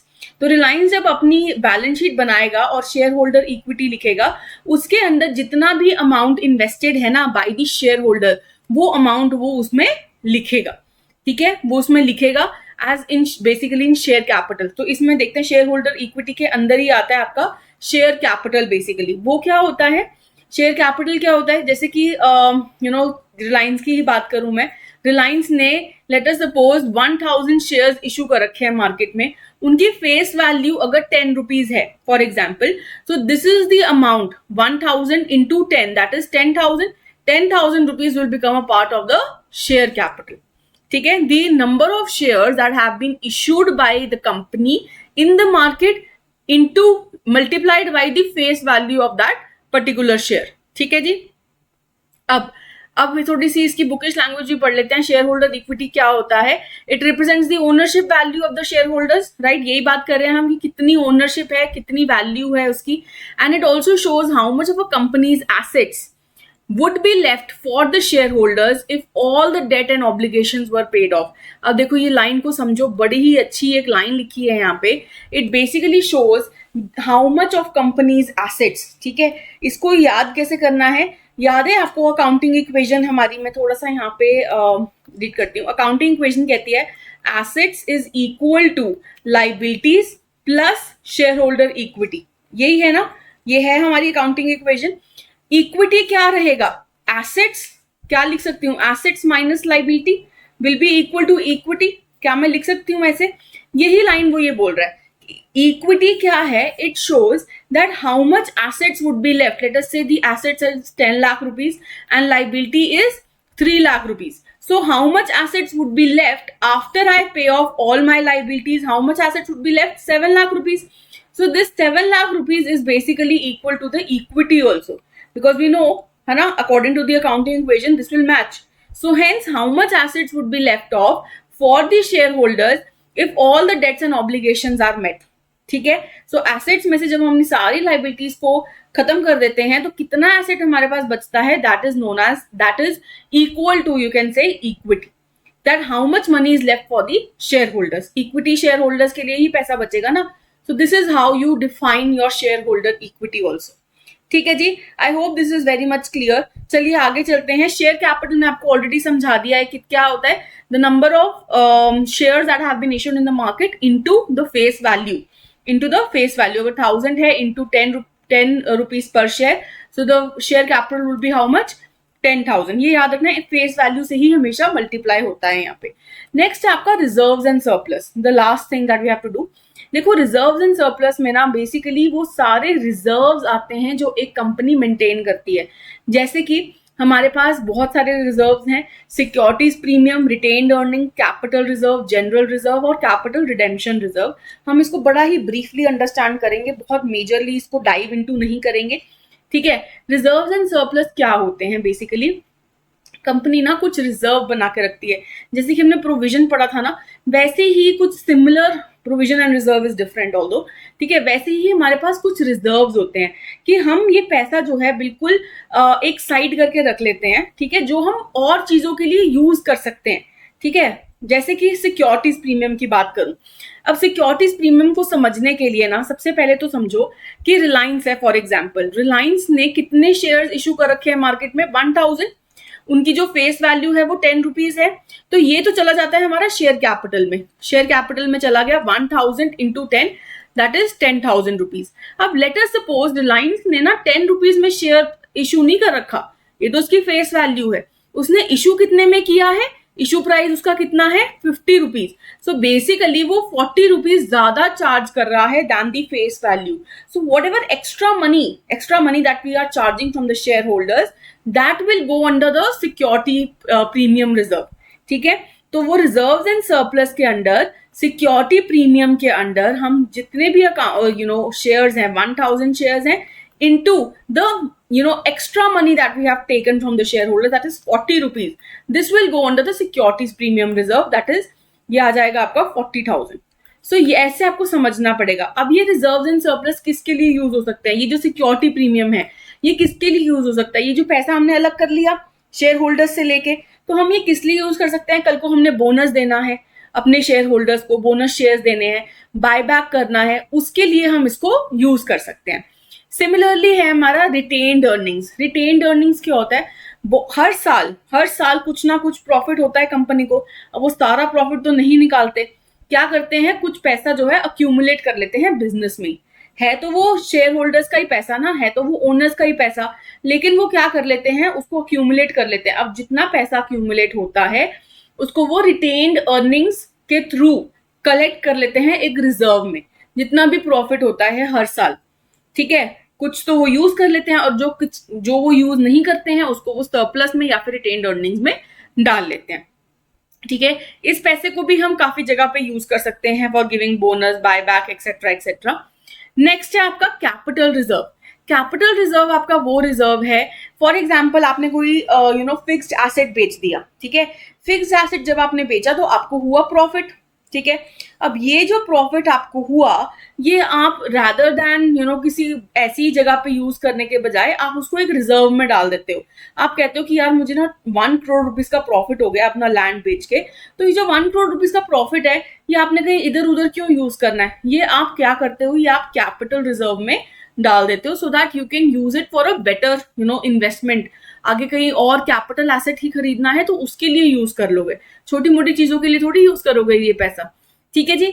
Next है आपका general reserve. General reserve और capital redemption reserve को समझो, इन दोनों में ही पैसा जो है वो रिटेन्ड अर्निंग्स के थ्रू ही आता है, ठीक है। अब जनरल रिजर्व में बेसिकली क्या होता है कि मुझे किसी काम के लिए पैसे चाहिए, बिजनेस को पैसे चाहिए किसी काम के लिए, तो वो क्या करता है रिटेन्ड अर्निंग से थोड़ा पैसा विड्रॉ करके जनरल रिजर्व में डाल लेता है और फिर थोड़ा करके उसको यूज कर सकता है। तो general reserve can be use for anything, for giving bonus, for giving buyback, for giving dividends as well, ठीक है। और कैपिटल रिडेम्पशन रिजर्व क्या होता है, अब बेसिकली जैसे प्रेफरेंस शेयर्स होते हैं, डिबेंचर्स होते हैं, तो इनको ना रिडीम करना पड़ता है, इनकी मेच्योरिटी डेट होती है, जैसे लोन है for example, loan pay off करना, डिबेंचर्स हैं they are kind of loan, debt है, तो ये जो एक टाइम पीरियड है उसके बाद मुझे रिडीम करना पड़ता है, so in that case I need money, तो मैं क्या करूंगी रिटेन्ड अर्निंग से पैसा थोड़ा सा ट्रांसफर कर लूंगी अपने कैपिटल रिडेम्पशन रिजर्व में और फिर वो पैसा मैं यूज कर सकती हूँ so as to redeem my preference shares, so as to redeem my debentures, ठीक है जी। I hope all these reserves are very much clear to you. Securities premium, retained earnings, capital reserve, general reserve and capital redemption reserve. आपको अगर इसके बारे में थोड़ी और पढ़ना है तो आप पढ़ सकते हैं, बट इतना आपके लिए इनफ है as per the exam point of view, इसमें बहुत डिटेल में जाने की जरूरत नहीं है, ठीक है। चलिए अब हमने ये सारा कुछ कर लिया है, करंट लाइबिलिटीज क्या होती हैं, नॉन करंट लाइबिलिटीज क्या होती हैं, शेयर होल्डर इक्विटी भी आपका हो गया है, ठीक है। इसमें सिर्फ 2 ही चीजें हैं लेकिन बहुत सारी बाइफर्गेशंस हैं, share capital, reserves and surplus. Now इसका जो टोटल होता है that is equal to the asset side also, ये आपने हमेशा याद रखना है। Total liabilities and share holders will be equal to total assets as well, तो ये चीज आपने कभी भी भूलनी नहीं है, ठीक है, ये आपकी अकाउंटिंग इक्वेशन है, इसके ऊपर क्वेश्चन आने के चांसेस भी आपके रहते हैं. So with this, we have completed the major two parts, that is income statement and your balance sheet. And in the next class, we are going to study about the ratio analysis, ठीक है, which is very much related to these chapters. तो अगर आपको वो समझना है तो ये वाला पार्ट आपको देखना जरूरी है. ठीक है, तो with this, we will end up the class. Thank you so much. If you want to contact EduTap in any way, you can contact it through our phone numbers, or you can visit our website as well, that is edutap.in. मैं आपको बता देती हूँ आप कैसे visit कर सकते हो इसको. ठीक है, सो हमने कुछ नहीं करना है, हमने क्रोम पे जाना है. ठीक है, यहाँ पे जाएंगे, edutap.in लिखेंगे, edutap.in. ठीक है, और यहाँ पे कोर्सेज सेक्शन के अंदर यूपीएससी ईपीएफओ पे जाएंगे, and then here you can find out all the courses that UPSC EPFO के अंदर हम ऑफर कर रहे हैं, एडुटैप ऑफर कर रहा है. एक तो है आपका ये मास्टर कोर्स. ठीक है, मास्टर कोर्स 2026-27 ये आपका मेजर कोर्स है, जिसमें सारी concept classes, notes, current affairs की magazine, solve previous year questions, chapter wise mock test, current affairs के mock test, full length mock test, everything is available, और सारे सब्जेक्ट्स हैं. और एक है आपका ये स्पेशल सब्जेक्ट कोर्स, इसमें आप नो मोर में जाके ना देख सकते हैं कौन से सब्जेक्ट्स आपको ऑफर हो रहे हैं. अगर आपको लगता है कि मुझे सिर्फ यही सब्जेक्ट्स पढ़ने हैं तो आप ये स्पेशल सब्जेक्ट कोर्स ले सकते हो, वरना आई वुड सजेस्ट कि आप मास्टर कोर्स ले लें अगर आपको सारे सब्जेक्ट्स पढ़ने हैं. और ये जो 2 डे डेमो वाला है, मैं ऑलरेडी आपको स्टार्ट ऑफ द लेक्चर में बता चुकी हूँ कि अगर आपको ये मास्टर कोर्स का प्रीव्यू लेना है तो आप ये 2 डे डेमो कोर्स भी ले सकते हैं. Right, so with this I thank you all. And अगर आपको हमारा वीडियो जो है वो पसंद आया है, so do like, share and comment, also refer it to your friends who are struggling with accounts, तो उनके लिए काफी एक इम्पोर्टेंस की रहेगी. So thank you everyone, keep learning, best of luck everyone.